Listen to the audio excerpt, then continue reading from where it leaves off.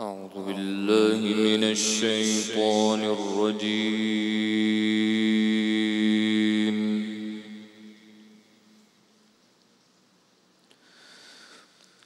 بسم الله الرحمن الرحيم.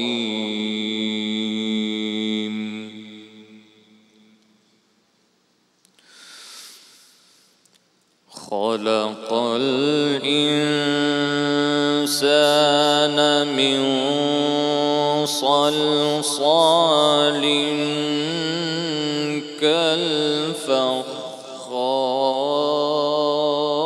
كالفخار وخلق الجان من مارج من نار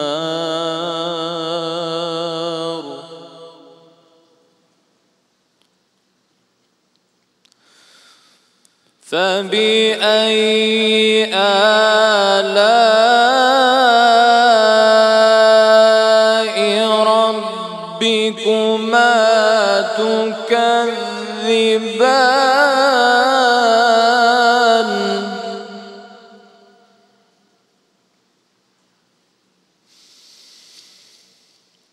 رب المشرقين ورب المغربين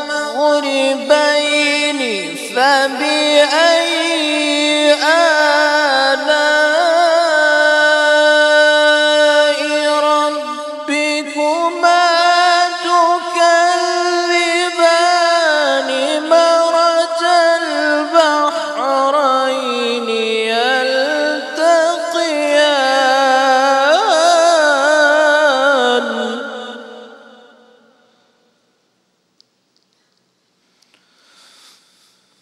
مرج البحرين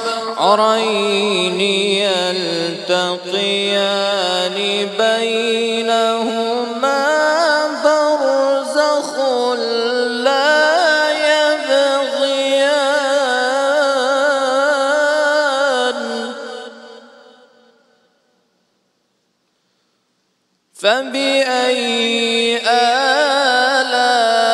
آلاء ربكما تكذبان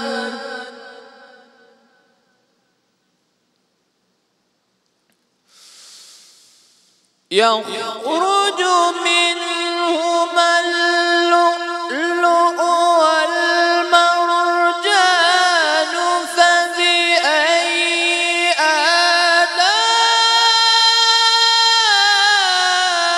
آلاء ربكما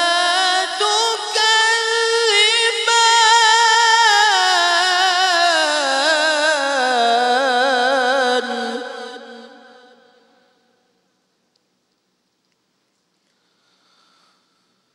وله الجوار المنشآت في البحر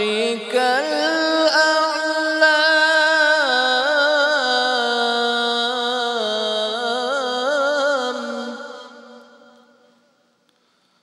فبأي آلاء ربكما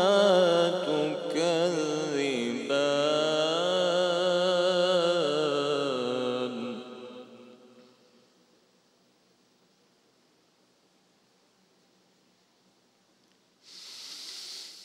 وله الجوار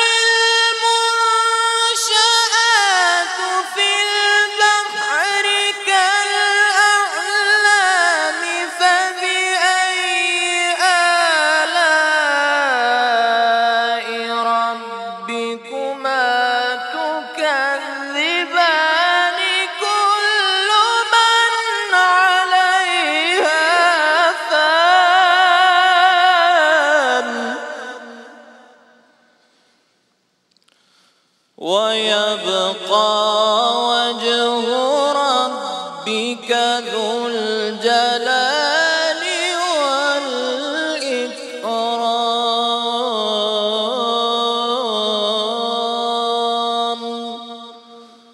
सदक़ल्लाहुल अलीयुल अज़ीम।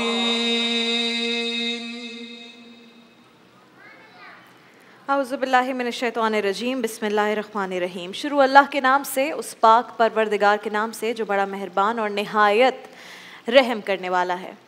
नाज़रीन कराम, रसूलुल्लाह सल्लल्लाहु अलैहि वसल्लम ने फरमाया कि जिस शख्स के अंदर 3 आदतें होंगी, 3 आदतें, अल्लाह ताला क़यामत के दिन उससे हिसाब किताब आसान कर देगा और अपनी रहमत के साथ जन्नत में दाखिल फरमा देगा।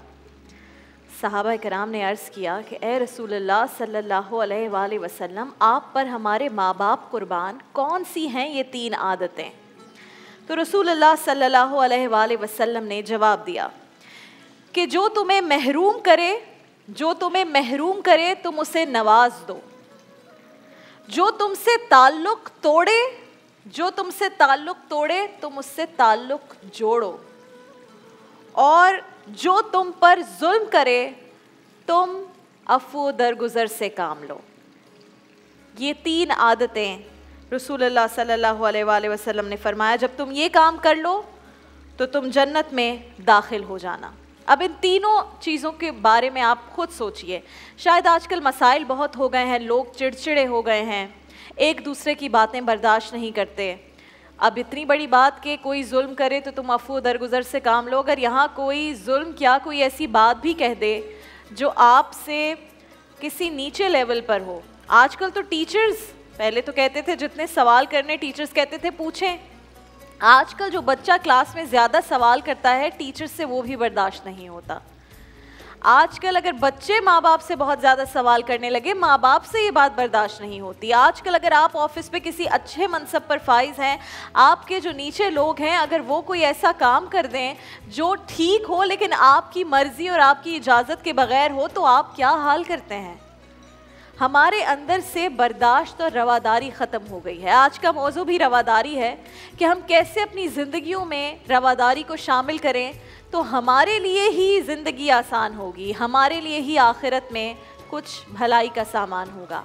आज रवादारी के ही इस मौजू पर अपने उलमाए दीन से जब यहाँ पर आएंगे तो उससे गुफ्तगू करेंगे, लेकिन आज बड़ी खूबसूरत तिलावत कलामुर रहमान यहाँ पर पेश की मुल्क के मशहूर व मारूफ कारी हसीब खान साहब ने। हसीब साहब बहुत आपका शुक्रिया। अब बढ़ रहे हैं किचन की जानिब। नाहिद आपा आ चुकी हैं और आज क्या तैयार हो रहा है, घर में जितनी ख़वातीन है वो ये इंतज़ार कर रही होती नाहिद आपा यहाँ कुछ बनाना शुरू करें तो वो घर में कुछ आइडिया लेकर खाना बनाना शुरू कर दे। अस्सलाम वालेकुम, कैसी हैं आप नाहिद आपा? बिल्कुल ठीक। क्या बन रहा है आज अफ्तार में? आज जो बन रहा है वो है सिस कबाब। सिस कबाब, ये ईरानी टर्किश जी, है। जी, ये टर्किश कबाब। हाँ, टर्किश कबाब है ये।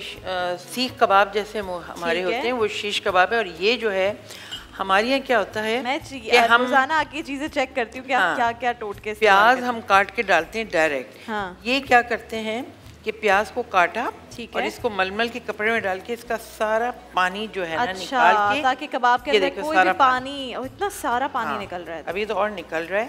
तो ये इसमें डलता है प्याज के अंदर से ये निकाल के। और इस सीस कबाब के साथ मैं बना रही हूँ मखनी रुज। मखनी रुज, रुज का मतलब है चावल। ओ, मखनी चावल और सिस कबाब। सिस कबाब इसको आप पीटा ब्रेड के साथ सर्व करें। और ये बेबी टोमेटोज के साथ, चेरी टोमेटो, जबरदस्त। ये मेरे फेवरेट हैं, हर चीज़ में चेरी टोमेटो। और पता है आपको एक चीज़ बताऊं मैं, टमाटर महंगे भी हैं आजकल। आप छोटे टमाटर यूज़ करें। नहीं, छोटे नहीं करें। आप कोई भी टमाटर ले लें। मैं तो आपको एक बात बता रही हूँ, एक टिप साथ ही साथ दे देती हूँ। नहीं, छीलने का। ये आपने काटा, ठीक है। अब आपने एक गमला लिया और गमले के अंदर आपकी खाद पड़ी होगी, ठीक है। बस आपने ये लेके और अगर आपके पास बड़ा है उसके 4-5 काट लें और इसको उल्टा करके खाद में डालें और ऊपर से वो खाद इसके ऊपर डाल दें।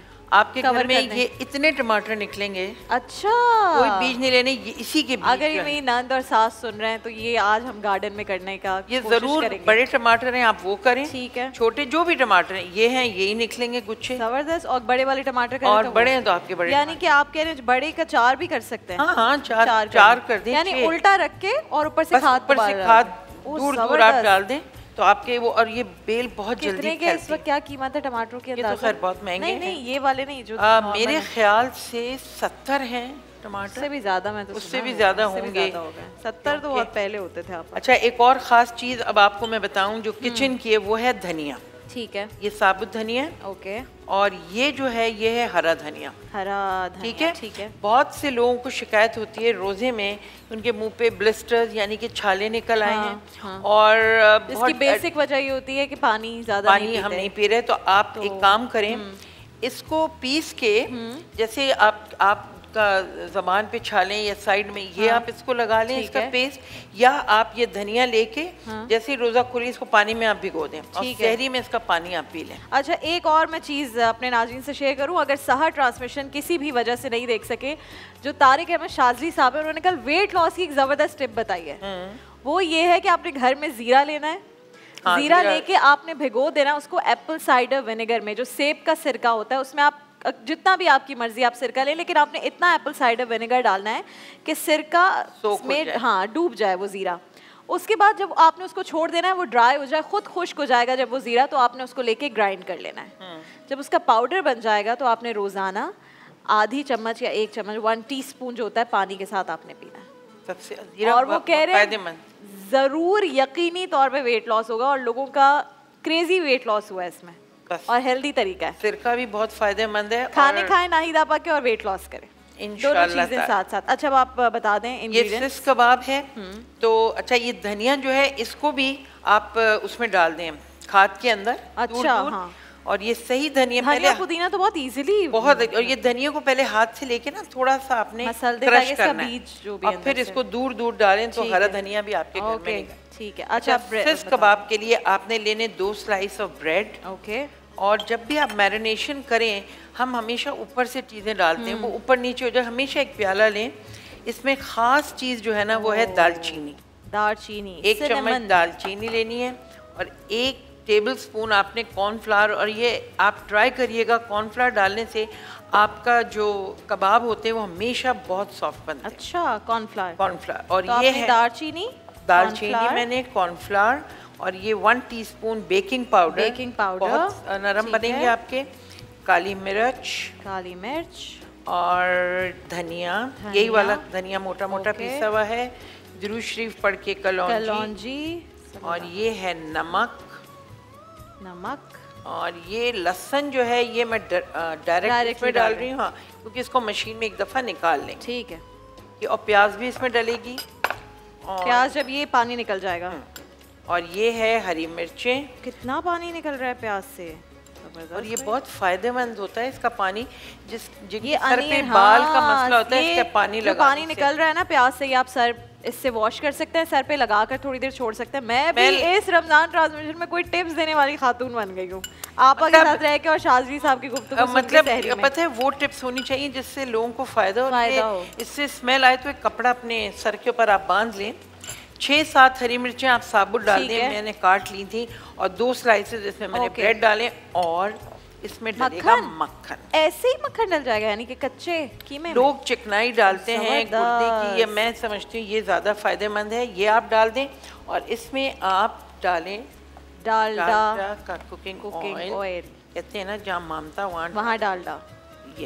जबरदस्त, आपके सॉफ्ट मॉइस्ट कबाब बनेंगे, और इसी के साथ हमारी राइस होगी, और ये मैं प्याज इसके अंदर डालूंगी। ये हमारी आज की चीज़ें। ठीक है, अब आगे जो हम जिस तरह बढ़ेंगे वो हम बता देंगे, क्या क्या कीमे में ऐड करना है आपने, और किस तरह से मसाले को पहले आप प्याले में ऐड कर लें, फिर इसको मिलाकर डालें ताकि इक्वली डिस्ट्रीब्यूट हो जाए पूरे कीमे के अंदर।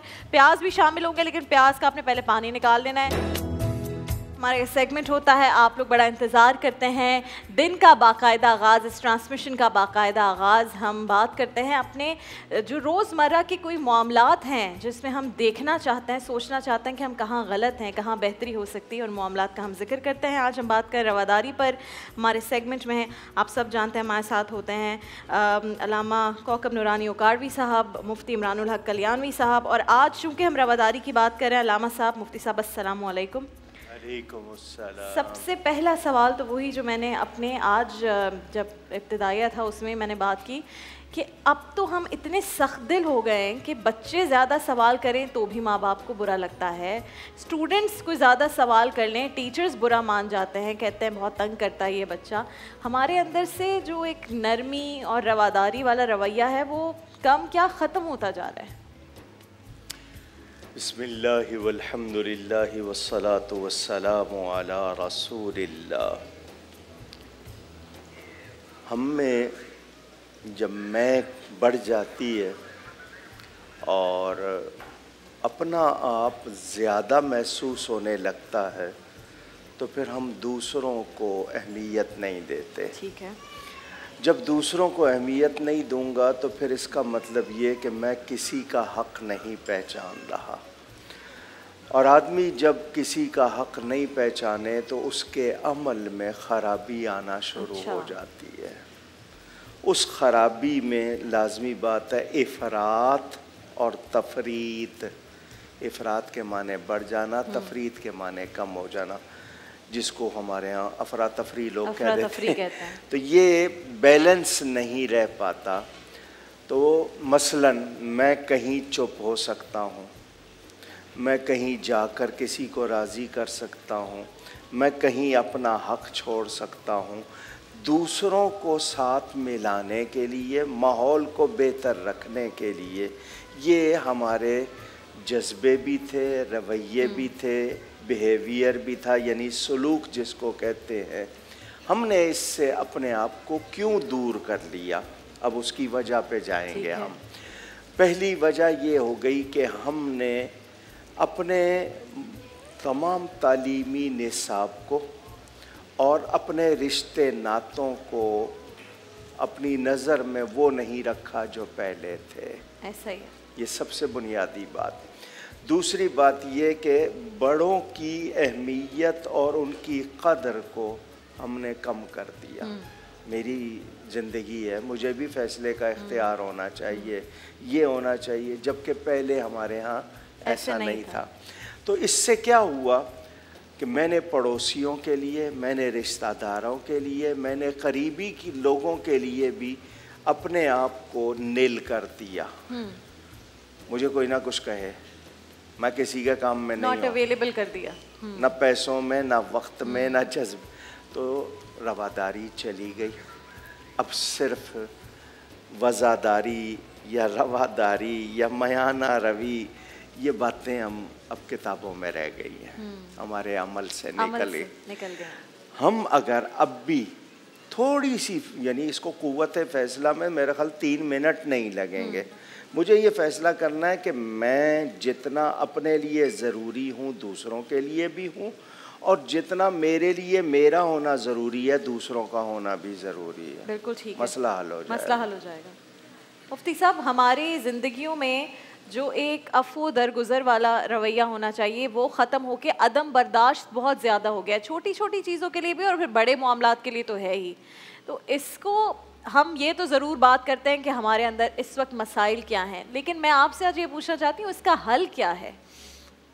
बिस्मिल्लाहिर्रहमानिर्रहीम, नहमदु व नसल्ली अला रसूलिल करीम। अदम बर्दाश्त और उसका हल, लफ्ज़ बहुत मुख्तसर से 2 लम्हे में अदा कर दिए, लेकिन इसके लिए बड़ी नफ्स कुशी चाहिए होती है कि इंसान को अपने नफ्स के ऊपर पैर रखना होता है, और जब तक कि अपने नफ्स के उस भड़ास को खुद इंसान न दबाए, कंट्रोल न करे, तो कोई बाहर की क़ुव्वत उसको कंट्रोल नहीं कर सकती। हज़रत सैयदना अली मुर्तज़ा रज़ियल्लाहु तआला अन्हा का जो मशहूर वाक़या कि दुश्मन जब आपके ज़ेर था और उसने आपके चेहरे अनवर के ऊपर बेअदबी की तो आप फ़ौरन अलग हट गए। अच्छा। और अलग हटने के बाद आपने फरमाया कि अगर मैं इससे अब इंतकाम लूँ या कोई अमल करूँगा तो उसमें मेरे अपने नफ्स की आमेज़िश हो सकती है। इससे पहले जो मैं इसके साथ मामला कर रहा था सिर्फ रज़ा इलाही के लिए कर रहा था, अल्लाह की रज़ा के लिए। ये वो पीक दर्जा है कि जहाँ पे हम सोच भी नहीं सकते कि कितना बारीक सोच के उस वक्त अल्लाह से भी, यानी किसी से दुश्मनी भी तो अल्लाह के लिए है, किसी से दोस्ती भी तो अल्लाह के लिए। इसको कहा जाता है कि बर्दाश्त, अपने नफ्स पे काबू।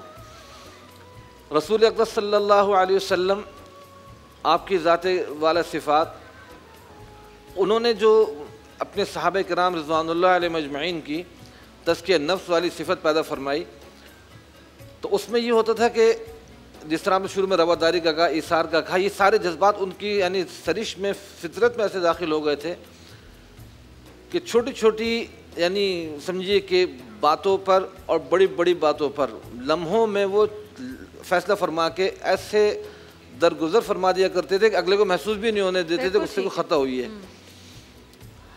ये रसूल पाक सल्लल्लाहु अलैहि वसल्लम का एक मुझे यहाँ पे उस पर ईसार पे एक वाक़या भी याद आ रहा है कि हम एक दूसरे के लिए ईसार किस तरह करें, क्यों नहीं करते। एक मरतबा एक यतीम बच्ची, वो उसकी माँ ने रसूल पाक सल्लल्लाहु अलैहि वसल्लम के दरबार आली में भेजा कि जाके उनसे कहो कि मुझे कुर्ता चाहिए, कपड़ा चाहिए पहनने के लिए, मेरे पहनने के लिए कपड़ा नहीं है। आपने जिस तरह शुरू में कहा था ना, हम बच्चों की बातों पे चिढ़ जाते हैं, टीचर नाराज़ हो जाते हैं। वो बच्ची आई, बच्ची ने आपसे आके दरख्वास्त पेश कर दी। आपने फरमाया कि अपनी वालदा से जाके बोलना कि अभी तो मेरे पास कुछ नहीं, जब होगा तो मैं इंतज़ाम कर दूंगा, दे दूंगा। बच्ची ने आके कह दिया माँ से। माँ ने कहा कि आपसे जाके ये कहो कि जो आपने पैराहन मुबारक यानी कुर्ता मुबारक पहन रखा है वो तो आपके पास है, आप वो तो दे सकते हैं। हाँ। और बच्ची ने ये जुमला आके आपकी खिदमत में पेश कर दिया। अब आपका इशार, आपके वो देखिए हमदर्दी, आपने फ़ौरन अपना पैराहन मुबारक उतारा और उस बच्ची को इनायत फरमा दिया। यानी ये मिसालें वो हैं कि हम जिस दर्जे पे जाकर सोचें तो पूरी इंसानियत के अंदर ऐसी मिसालें नहीं मिलती। और फिर नमाज का वक्त आया तो आप अंदर तशरीफ़ फरमाएँ, चूँकि पहनने के लिए पैराहन मुबारक नहीं है तो हज़रत बिलाल अज़ान दे के इंतज़ार फरमा रहे हैं, सहाबा किराम मुंतज़िर हैं कि आप तशरीफ़ लाएँ तो जमात हो। फिर अल्लाह की ताला की तरफ से पूरी वो सूरतों की आयतें नाज़िल हुई जिसके अंदर मुख्तलिफ़ अहकामात थे खर्च करने के बारे में कि किस तरह खर्च किया जाए, क्या किया जाए। दूसरी एक दफ़ा आपने एक सहाबा किराम में ऐलान फरमाया कि भाई एक मेहमान है, किसी को खिलाने पिलाने की कोई इस्तिताअत हो तो खिला दे। तो एक फैमिली उनको ले गई, घर में जाके बीवी से पूछा खिलाने को कुछ है, उन्होंने कहा बस इतने ही हम खा लें। तो उन्होंने फरमाया कि अच्छा ऐसा करो, दस्तरखान में खाना सजा दो और जब खाना लग जाए तो मेहमान को पेट भर के खिलाने के लिए करेंगे, चिराग गुल कर देना ताकि वो मेहमान पेट भर के खा ले। उस पर भी ये हुआ कि बीवी ने खाना जितना था बहुत मुख्तसर सा खाना दस्तरखान पे लगा के ऐसी बहाने से चिराग की गिरा दिया और वो उसकी आग बुझ गई, रोशनी ख़त्म हो गई। अब दोनों मियाँ बीवी इस तरह उस दस्तरखान पे शरीक रहे, आवाज़ें मुंह से निकालते रहे गोया कि वो भी खाना खा रहे हैं लेकिन खा नहीं रहे थे और मेहमान को पेट भर के खिलाया। पेट भर के खा ले। जी, अब ये मिसालें देखिए कहाँ मिलेंगी। सुभान अल्लाह। अब अल्लामा साहब, हम तो ये अब जो अफ्तारी से पहले हमारी सड़कों की सूरत हाल होती है, किसी को गाड़ी को जगह नहीं देते, इनफैक्ट एम्बुलेंस को जगह नहीं देते क्योंकि अफ्तारी के लिए घर पहुंचना है। जी हाँ। अच्छा ये बताएं, यही इंसान जो अपनी माँ बाप बहन भाई रिश्तेदारों के सामने नहीं करता, ऑफिसरों के सामने क्यों दब जाता है? हाँ। किसी मालदार या रईस आदमी की गलती पर कुछ नहीं कहता, वो सह लेता है। तो इसका मतलब ये है कि हम अपने ही, फिर मैं वही बात ले आऊँगा कि जहाँ हमें पता है कि जी हमने कोई फ़ायदा हासिल करना है या कोई हमें कोई उससे चीज़ मिल जानी है, वहाँ हम कर लेते हैं। या जहाँ हमारा बस नहीं चलता, बीवी पे कर लेंगे, बच्चों को सुना देंगे, रिश्तेदारों को जो सख्त सुस्त कहना कह देंगे और जब बाकी दूसरों के सामने बिल्कुल सर झुका के सुन लें। तो ये रवा का मतलब जायज़ होता है। रवादारी जायज़ रखना क्या मतलब कि मैं जिस हद तक अपने दूसरे शख्स के लिए, मुसलमान के लिए कुछ बेहतरी रख सकता हूँ वो मुझे रखनी चाहिए। और हम वो हमारे लिए फरमान है कि जब तक बंदा बंदे की मदद करता रहता है, अल्लाह उस बंदे की मदद करता रहता है। तो हमें कोशिश करनी है कि हम ऐसे ना हो जाएं कि लोग हमसे कतराने लगें, भागने लगें। आपके अपने बच्चे नहीं आपके पास बैठेंगे अगर आपकी तबीयत ऐसी हो जाएगी। ऐसा ही होता है आजकल, तो छोटे बच्चे इतने सेंसिटिव और समझदार और प्यार से आप जिससे चाहें मनवा लें। तो आप अपने हुकूक अगर चाह रहे हैं तो अपने फ़राइज़ भी अदा करें ताकि आपके अंदर तवाज़ुन हो और मीठी बात करना, दूसरे का हक़ पहचानना और उसके लिए आसानी करना, यही वो रवादारी है जिससे मुआशरे में हुस्न रहता है। ये निकल जाएगी तो हम लोग फिर सिर्फ यानी ख्वाहिशात के बंदे होंगे और हमारे अंदर इंसानियत नहीं होगी। अल्लामा साहब, एक और चीज़ जो हम अपने इर्द गिर्द बहुत नोट करते हैं वो ये कि कोई भी अक्ल या तालीम रखने वाला शख्स अगर उसने किसी को तालीम बांटनी है, अक्ल की बात सिखानी है, वो उनके अंदर भी वो खुद को, कुछ लोग होते हैं अक्ले कुल समझना शुरू हो जाते हैं, और अगर उनसे कोई बात ज़्यादा पूछी जाए या कोई इस तरह से हो तो वो फिर उस पर भी नाराज़ होते हैं कि मैं क्यों तुम्हें बताऊं, या मेरी अगर मैंने तुम्हें ये बात बता दी, अपना इल्म तुम तक पहुंचा दिया, तो ऐसा ना हो कि तुम मुझसे ज़्यादा आगे निकल जाओ, ये वाली एक फीलिंग आ गई। तो ऐसे लोगों को जिनका काम है, और ये तो बड़े खुशनसीब लोग होते हैं जो किसी को आगे किसी भी तरह का इल्म पहुँचाए, तो उनके हवाले से फिर क्या उन्हें सोचना चाहिए? हाँ, इल्म हालांकि बांटने से कम नहीं होता, बढ़ता है। और मौलाए कायनात हज़रत अली करमल्लाहु ताला वजहुल करीम का फरमान, जिसके पास 10 पैसे आ जाएं उसके 10 दुश्मन बनते हैं, जिसके पास इल्म आ जाए उसके 10 दोस्त बनते हैं। तो इल्म ये ज़्यादातर ये जो है ना आपकी फीलिंग, ये हुनर वालों में, मसलन इलेक्ट्रीशियन है, प्लम्बर है, वो चाहते हैं कि उनके दाव सिर्फ उन तक रहें, दूसरे को पता चल जाएंगे तो शायद मेरी कमाई पे है। और बाकी रही बात, हमें हुक्म दिया गया वशाविरहुम फिल अम्र, आपस में हम लोग मशवरा करें। मशवरे की मिसाल है शहद की सी। अच्छा। मक्खियाँ मुख्तलिफ फूलों का रस चूसती हैं, एक जगह जमा होता है तो शहद बनता है। तो इसी तरह मशवरा जब करते हैं हम, तो फिर हमारे सामने बहुत अच्छा नतीजा आता है। करें आप, आपकी जो मर्जी है, लेकिन आप करें। अच्छा, हमें ताकीद की गई है जिस बात की, उससे भाग रहे हैं। अब मैं ये पूछना चाहता हूँ कि अल्लाह ताला फरमा रहा है कि भरोसा करो अल्लाह पर, मशवरा करो, आपस में एक दूसरे के काम आओ, तावनु अलल बिर्रि वत्तक़वा, नेकी भलाई के कामों में एक दूसरे की मदद करो। तो पता नहीं अपने बैरियर, या तो ये कोई गलत ग़िज़ाएँ हैं, या हमारे अंदर इतनी यानी दुनिया भर चुकी है कि अब हमें रूहानियत असर नहीं करती, बस हर गलत चीज़ कबूल करते चले जा रहे हैं, नेक चीज़ से दूर होते जा रहे हैं। मैं नहीं समझता कि इस तरह कोई मुआशरा तरक्की कर पाएगा। मुफ्ती साहब, आखिरी सवाल ये कि हम अब जिस तरह बात कर रहे थे कि मफादात जहाँ देखते हैं, यानी कि अगर हमारा बॉस हमें कोई डांट दे तो हम सुन लेंगे, मातहत कोई ऐसी बात कह दे तो हम उसकी बात बर्दाश्त नहीं करेंगे, जितने भी अफसर होते हैं। और ये एक ऐसी चीज़ बन गई जिससे आप गलत भी नहीं समझते कि अगर आपके कोई जूनियर है और उसको आप डांट लगा रहे हैं किसी भी सही बात पर भी, तो आपको लगता नहीं है कि ये मेरी कोई गलती है या मैं गलत काम कर रहा हूँ, ये गुनाह की बात है कि अपने मातहत को उसका सही बताने पर भी मैं उसे डांट रहा हूँ? जी देखिए, असल ये कि आजकल का गुस्सा भी ना ज़रा होशियार और चालाक हो गया, समझदार हो गया, वो देख कर आता है कि मुझे कहाँ पर आना है। और इंसान कहता है कि जी मेरा ब्लड प्रेशर हाई हो जाता है, तो ब्लड प्रेशर जिस तरह हज़रत ने फरमाया, बॉस के सामने हाई क्यों नहीं होता? और तो भीगी बिल्ली बने हुए होते हैं। अब्बा के सामने हाई नहीं होता, अम्मा के सामने हाई हो जाता है। और वो बीवी के सामने हाई हो जाएगा, बच्चों पे गुस्सा आ जाएगा, फिर कहीं मैंने तो बेगम के सामने तो हाई रहता है। हाँ, तो इसलिए गुस्सा भी बड़ा समझदारी के साथ आता है, बैलेंस रखते हुए। लेकिन जो वाक़ई नेचुरल गुस्सा आ रहे हैं तो वो तो कहीं भी फट पड़ते हैं, उनका कुछ कंट्रोल नहीं। लेकिन बात यह कि अपने से मातहत के साथ जो शफ़क़त का रवैया होना चाहिए, तो रसूल अक़दस सल्लल्लाहु अलैहि वसल्लम का फरमाने आली शान है कि आपने फरमाया कि जो हमारे बड़ों की तौक़ीर ना करे, बच्चों से शफ़क़त ना करे, वो हम में से नहीं है। और आपकी आदत मुबारक थी कि जब भी किसी को कासिद या गवर्नर बना के कहीं भेजते थे तो सवारी में उनके साथ साथ चलते रहते थे, उनको नसीहतें फरमाते रहते थे। उन नसीहतों में ख़ास नसीहत ये हुआ करती थी कि वहाँ बच्चों के साथ बहुत शफ़क़त से रहना। और आपकी ख़ुद भी आदत मुबारक ये थी, जब सवारी पे आप निकलते थे तो आप अपनी सवारी पे आगे और पीछे बच्चों को सवार फरमा लिया करते थे। ये मुस्तकिल आपका मिजाज मुबारक था।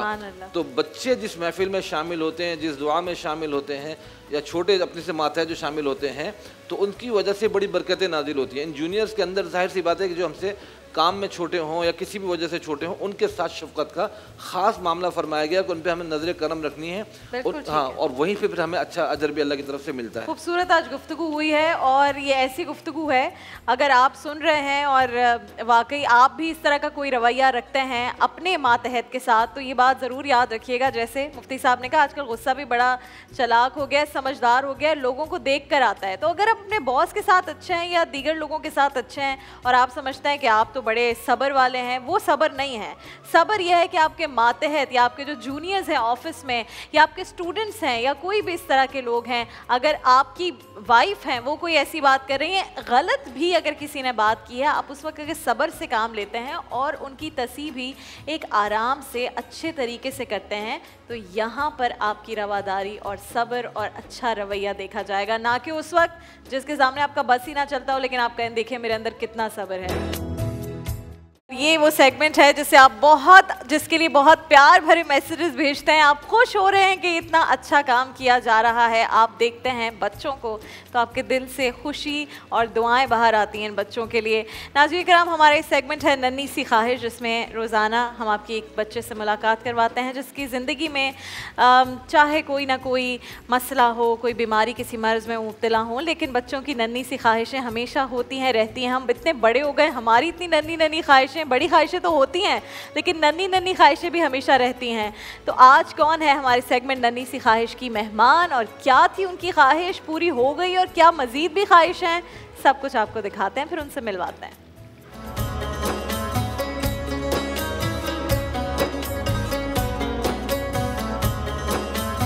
भाई हमारी नन्ही से फिजा के लिए बहुत सारी तालियां। अस्सलामुअलैकुम फिजा, कैसी हो आप?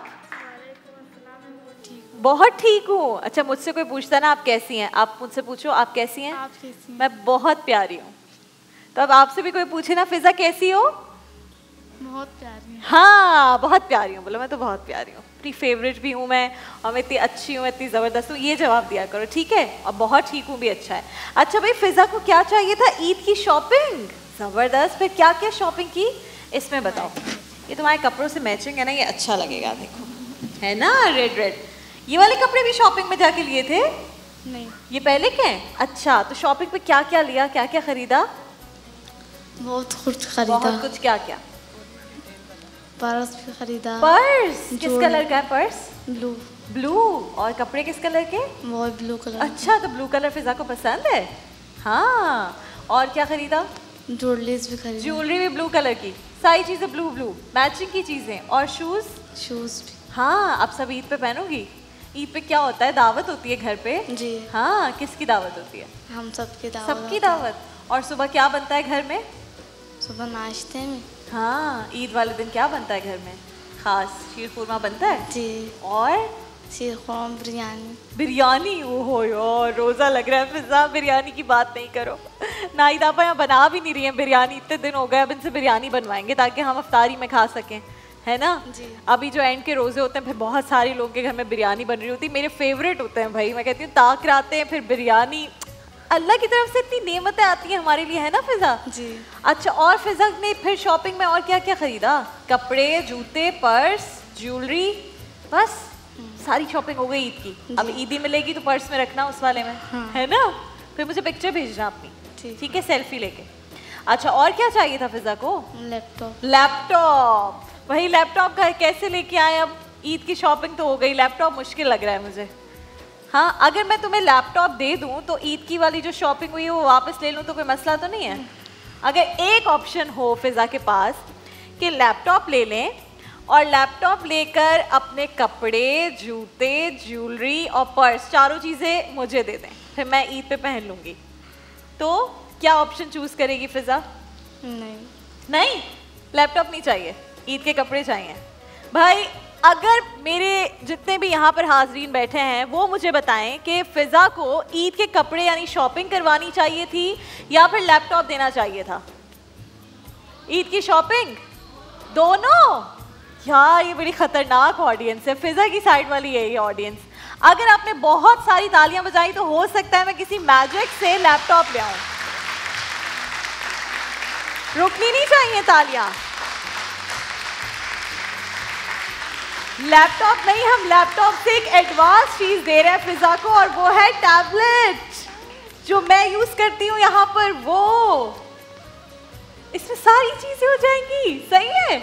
और इसके अंदर ना जबरदस्त यार, इसमें सब चीजें हो जाएंगी। देखो, अच्छा लग रहा है आपको? जी। हाँ, पक्की बात है, इनकी वजह से मिला। इनको थैंक यू बोलो जो यहाँ बैठे हुए सबने तालियां बजाई। आप मुझे बताओ कि खुशी कितनी हुई तुम्हें ये मिल गया तो? बहुत। इससे ज्यादा खुशी हुई है ईद की शॉपिंग से?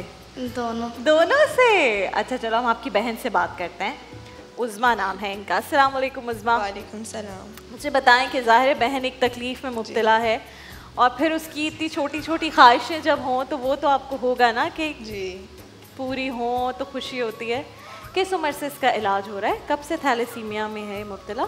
जब ये 1 साल की थी उस वक्त पता चला? जी, जब पता चला होगा तो ज़ाहिर बाय बर्थ, लेकिन आप लोग को फिर जी पता नहीं चला था। बुखार हुआ था तो बुखार में पता चला। फिर उसके बाद क्या सूरत हाल रही, कैसे इलाज होता है अब? पहले तो जिना हॉस्पिटल से होता था। अच्छा। फिर वहाँ पे हमें बहुत ज़्यादा मुश्किलात होती थी। अच्छा। अब 8 साल हो रहे हैं NIBT से इसका इलाज। LRBT से? नहीं, NIBT से हो रहा है। ठीक है, ज़बरदस्त। और अब कितने अरसे बाद इसका ये ब्लड चेंज होता है या जो भी? वैसे तो 3 मंथ्स 4 मंथ्स, मगर इस मर्तबा इस तरह हुआ था कि 1 महीना इसका खून चला है। अच्छा जी, 1 महीना भी नहीं बल्कि 25 कैसे डेज। पता चलता है कि इसको अब चेंज करने की ज़रूरत है? इसके सर में दर्द होता है। अच्छा। वीकनेस यानी कि बहुत ज़्यादा हो जाती अच्छा। है। ये लेटी रहती है। इसके लिप्स जो हैं वाइट हो जाते हैं। फेस से भी पता चलता तो है। आपको पता चलता है कि जी। इसमें कमी हो रही है ब्लड की? और तकलीफ होती है कोई? जी, इसके पेट में भी दर्द होता है, पूरी बॉडी में भी पेन बहुत ज़्यादा होता है।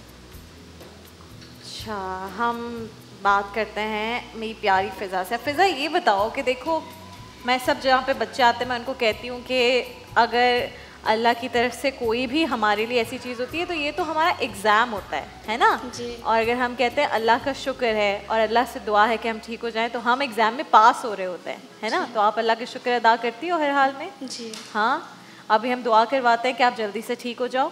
हाँ, अलामा साहब दुआ कर देंगे। अलामा साहब, अगर आप दुआ करवा दें हमारी प्यारी फ़िज़ा के लिए। आमीन आमीन या अरहमर राहिमीन या अल्लाह या रहमान या रहीम। या अल्लाह करीम, तेरी मखलूक हैं, तेरे ही आगे हाथ फैलाते हैं। तू ही हमारी सुनने वाला और कबूल करने वाला है। इस बच्ची को भी सेहत अता फरमा, आमीन। तंदुरुस्ती अता फरमा। आमीन। इसको इसके माँ बाप की आँखों की ठंडक बना। आमीन। या अल्लाह करीम, जहाँ जहाँ भी मुसलमान बीमार हैं शिफा अता फरमा दे।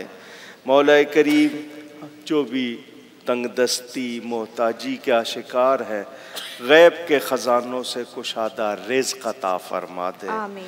व सल्लल्लाहु अला हबीबिही सय्यदना मुहम्मदिन व अला आलिही व अस्हाबिही व बारक व सल्लम अजमाईन बिरहमतिका या अरहमर राहिमीन।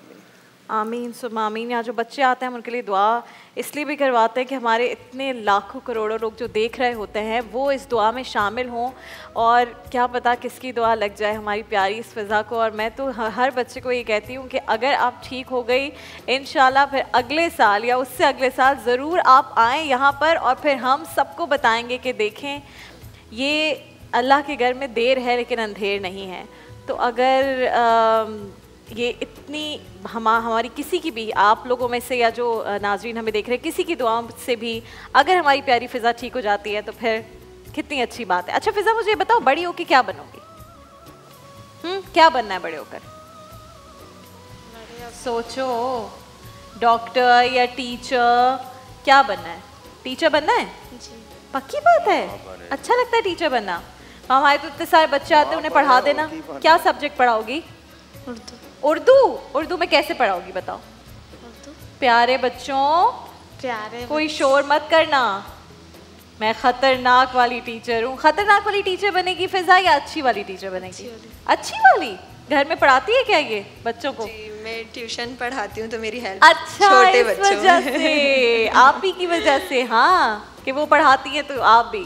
चलो ज़बरदस्त। आज जब बच्चे मन के सच्चे आएंगे तो हम कहेंगे कि फ़िज़ा उनको पढ़ाए। वैसे तो वो ख़तरनाक बच्चे हैं फ़िज़ा, मैं अभी से बता रही हूँ, बहुत ख़तरनाक क्लास है वो हमारी, लेकिन देखते हैं कि फ़िज़ा पढ़ा सकती है नहीं। फ़िज़ा, आपको आपका ये टैबलेट भी मिल गया और आपको ईद की शॉपिंग भी हो गई, लेकिन उसके अलावा यूनिका चिप्स, हिमानी, करशी जामिशीरी और पिकासो की तरफ से सारे गिफ्ट्स आपके हैं, ठीक है? ये सब घर जाएंगे।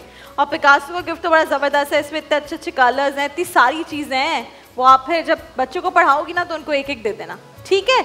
ओके जी। अब हम जब यहाँ पर बात करते हैं अपनी नन्ही सी ख्वाहिश के मेहमान से, तो यहाँ एक और नन्हे से बच्चे बैठे होते हैं और आज तो बड़ा हेयर स्टाइल बना के आए ये प्यारे से बच्चे। अस्सलामुअलैकुम। वालेकुम अस्सलाम। कौन है ये हीरो, क्या नाम है इसका? सारिम। सारिम। सारिम रोज़ा है? जी। ज़बरदस्त। सारिम, मुझे ये बताओ क्या सहरी में खाया था? आलू की सब्ज़ी। आलू की सब्ज़ी। उस दिन पता है हमने आलू की सब्ज़ी बनवाई थी, एक टीम ने अच्छी बनाई थी, एक टीम ने नहीं अच्छी बनाई थी। तो आज जो आपकी टीम ने बनाई थी, यानी कि मामा ने बनाई थी आलू की सब्जी, जी अच्छी थी जी। कितने मार्क्स दोगे 10 में से उस सब्जी को आप? कितनी अच्छी थी?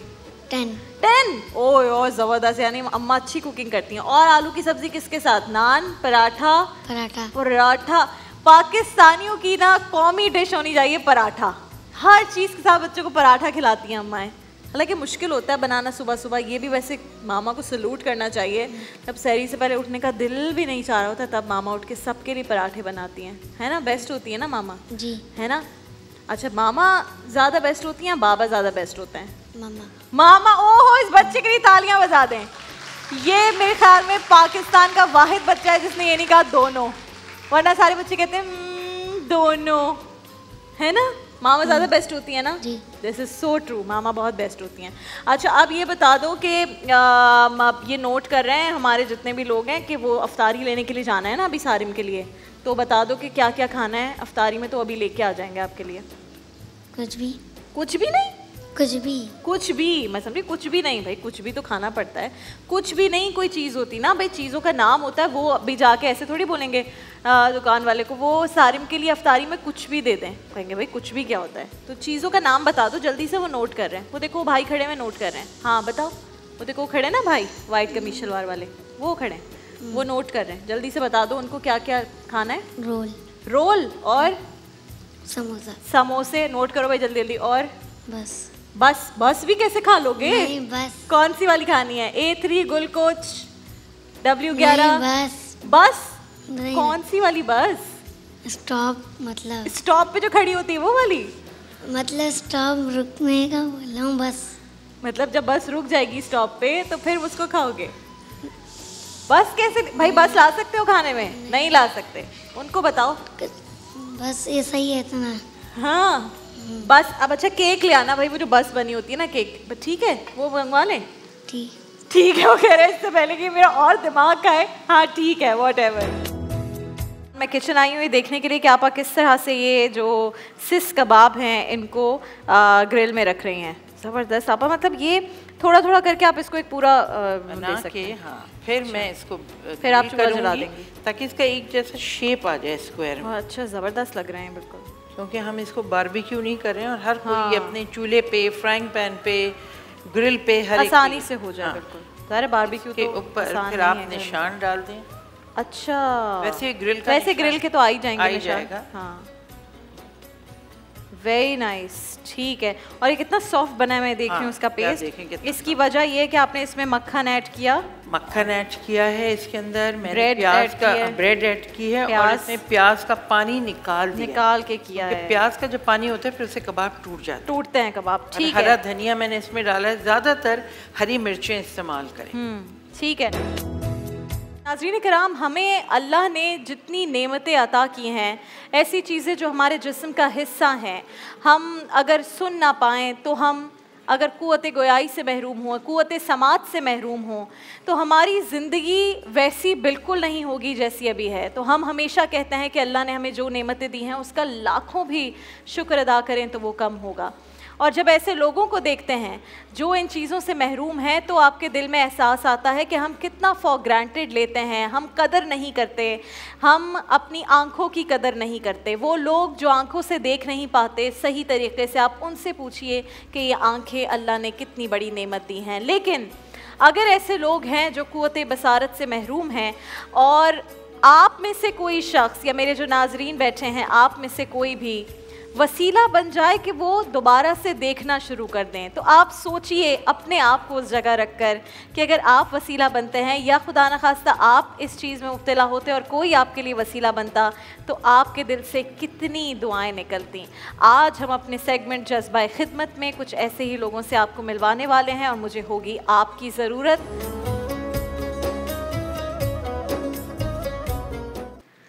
नाज़रीन किराम, पाकिस्तान में इस वक्त तकरीबन 2 करोड़ ऐसे अफराद हैं जो कि क़ुव्वत बसारत से महरूम हैं या नज़र की कोई भी उन्हें बीमारी है या वो सही तरीके से देख नहीं सकते। और अगर सिर्फ बच्चों की बात करें, इस वक्त तकरीबन 30 लाख बच्चे हैं पाकिस्तान में जिन्हें कोई भी क़ुव्वत बसारत से रिलेटेड कोई भी मर्ज़ है, यानी वो ठीक तरीके से देख नहीं सकते या फिर नाबीनापन है। नाज़रीन किराम, पाकिस्तान दुनिया भर में जितने भी ममालिक हैं, अगर आँखों के अमराज की बात की जाए तीसरे नंबर पर आता है, यानी इतने ज़्यादा इसमें मरीज़ हैं। लेकिन अल्लाह का शुक्र है कि हमारे पास LRBT जैसे इदारे हैं जो कि सबसे ज़्यादा काम कर रहे हैं। पाकिस्तान में सबसे बड़ा इदारा है आँखों के मरज़ के जितने भी रिलेटेड ऐसे अमराज हैं उसका इलाज करने के लिए, और रोज़ाना तकरीबन LRBT में 1000 से ज़ायद ऑपरेशन होते हैं, जिसमें सबसे ज़्यादा मुस्तहिक लोगों के ऑपरेशन होते हैं। हमारे पास LRBT के CEO नजमुल साकिब साहब मौजूद है। मैं चाहती हूँ LRBT के लिए और इनके लिए बहुत सारी तालियां बजाएं हमारी ऑडियंस। हम नजमुल साकिब के पास जाएंगे, सर के पास, और बात भी करेंगे इनसे, लेकिन LRBT के ही कुछ पेशेंट्स यहाँ पर मौजूद हैं। एक हमारे पास फैमिली है जिनके 2 बच्चे हुसैन और मुख्तार, दोनों की आंखों में सफ़ेद मोतिया या फिर आप कह लें कॉर्नियल ओपेसिटी भी इसे कहा जाता है, यानी जो कॉर्निया होता है हमारी आंख का उसकी तब्दीली। सही मैं कह रही हूँ नजमुल साकिब साहब? जी जी, ये बिल्कुल इसी तरह से। और साथ में हुमा भी है, उनका भी है। पहले मैं हुमा से बात करती हूँ। अस्सलाम वालेकुम हुमा। वालेकुम सलाम। आप क्या हुआ बेटा, किस तरह से ये आंख की कॉर्निया डैमेज हुआ आपका? स्कूल जा रही थी ना, चोट लग गई थी, गिर गई थी। आप खुद गिर गई थी तो ये आंख पे लगी चोट? हाँ। तो अब फिर क्या दर्द होता है या ये डैमेज होने के बाद दर्द होता है? और अब सही नहीं देख सकती हो इस आंख से? नहीं, थोड़ा थोड़ा देखती हूँ। थोड़ा थोड़ा नजर आता है। और दूसरी आंख ठीक है ना? अच्छा अच्छा है, दूसरी वाली आंख ठीक है। हाँ, इनके वालिद साहब से मैं बात करती हूँ। अस्सलाम वालेकुम। मुझे बताइए कि ये जाहिर है ये जो होता है आंख का ये वाला इलाज ये बहुत महंगा होता है, लेकिन आप LRBT तक अल्हम्दुलिल्लाह पहुँचे। के पास जब आए हम, 1 रुपया टेस्ट का खर्चा नहीं हुआ है, किसी चीज़ का कोई खर्चा नहीं हुआ है अभी तक। जितनी टेस्ट लिए सब कुछ इलाज चल रहा है LRBT की सहायता से चल रहा है। ज़बरदस्त।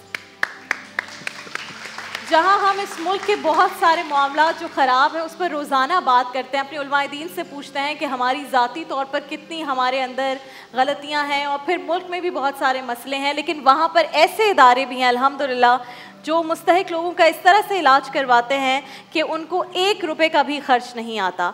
यहाँ पर हमारे साथ हुसैन और मुख्तार के वालिद साहब भी मौजूद हैं। इनकी भी आंखों में सफ़ेद मोतिया और कॉर्नियल ओपेसिटी का ये प्रॉब्लम है। आप मुझे बताइएगा मुदस्सिर भाई कि किस तरह से बच्चों को हुआ है? पैदाइशी तौर पर था? पिताजी नहीं था, 3 साल थोड़ा सा माइक करीब कर लें। 3 साल के बाद था। 3 साल के बाद। और कैसे हुआ ये, किस तरह? ये बस ऐसा आँख में खारस था। हाँ, आँख में खारस था, उससे ठट्टे ज़िले में माइक करीब कर लें मुदस्सिर भाई, हाँ, ताकि लोग सुन सकें। जी हाँ, वो ये बोला था इसमें 10 लाख का खर्चा होगा। अच्छा। जी हाँ, मेरे पास इतना था नहीं। हाँ। वो उससे अड्डे नंबर वाले को मेरे को बताया। अच्छा। मैं इधर आया था, उसने बड़ा मेहरबानी मेरे साथ किया है। आँखों का ऑपरेशन हो जाएगा बोलता है, बस को पाँव का दर्द है, सीने में रक्त का कमी है। मेरे पास तो कुछ भी नहीं। ठीक है। जिधर मैं रहता हूँ वो अभी मेरे को निकाल दिया। तो आपको कैसे पता चला LRBT का? वो उधर ठट्टे में मेरे सेंटर वाले बताया। अच्छा, ठट्टा से? जी हाँ, वहाँ पर आपको बताया जी हाँ। तो अब इंशाल्लाह दोनों बच्चों का हो जाएगा इलाज? इलाज हो जाएगा। जो पाँव का दर्द है इसका। अच्छा। सीने में का दर्द है। और ये आँखों का कब है ऑपरेशन? आँखों का बोलता हो जाएगा। हो जाएगा जल्दी। और इसका कल है इंशाल्लाह। इंशाल्लाह हुमा, बस कल फिर ठीक हो जाएगी आँख। ये बड़ी मेहरबानी है इनकी। हाँ ना? और जो देना चाहते हैं नहीं, ये तो ये डिजर्व करते हैं। बहुत शुक्रगुजार। अब आपने काम करना है मेरे भाई, हमें इस वक्त वो लोग देख रहे हैं, जाहिर है ये LRBT है। आप लोगों का इलाज इसलिए मुमकिन हो सकता है क्योंकि लोग इस इदारे में बहुत सारा पैसे डोनेट करते हैं। मैं चाहती हूँ आप बताएं कि आपकी बेटी का इलाज हो रहा है, इस तरह कितने बच्चों की जो आंखों का अंधेरा है वो दूर करता है LRBT, तो आप वो उस कैमरे में बताएं लोगों को। ये हम LRBT के बहुत शुक्रगुजार हैं, और जितने ये लोग दे रहे हैं हत्या, ये उनकी मेहरबानी है, क्योंकि आप लोगों का भला हो रहा है। क्योंकि ये सबका भला है। मेरी बेटी तो है, एक ही है, मैं तो कर रहा हूँ, दूसरों के कितनी बच्चियाँ बेटे होंगे जो परेशान होंगे।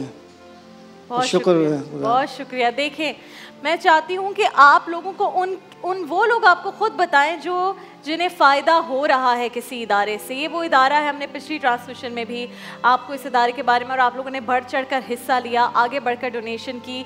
मैंने नजम भाई से पूछा भी कि कितना इलाज होगा एक बच्चे पर। LRBT में जो एक्सपेंस आता है ये कॉर्निया को चेंज करने का या इसको दुरुस्त करने का, वो होता है 70,000।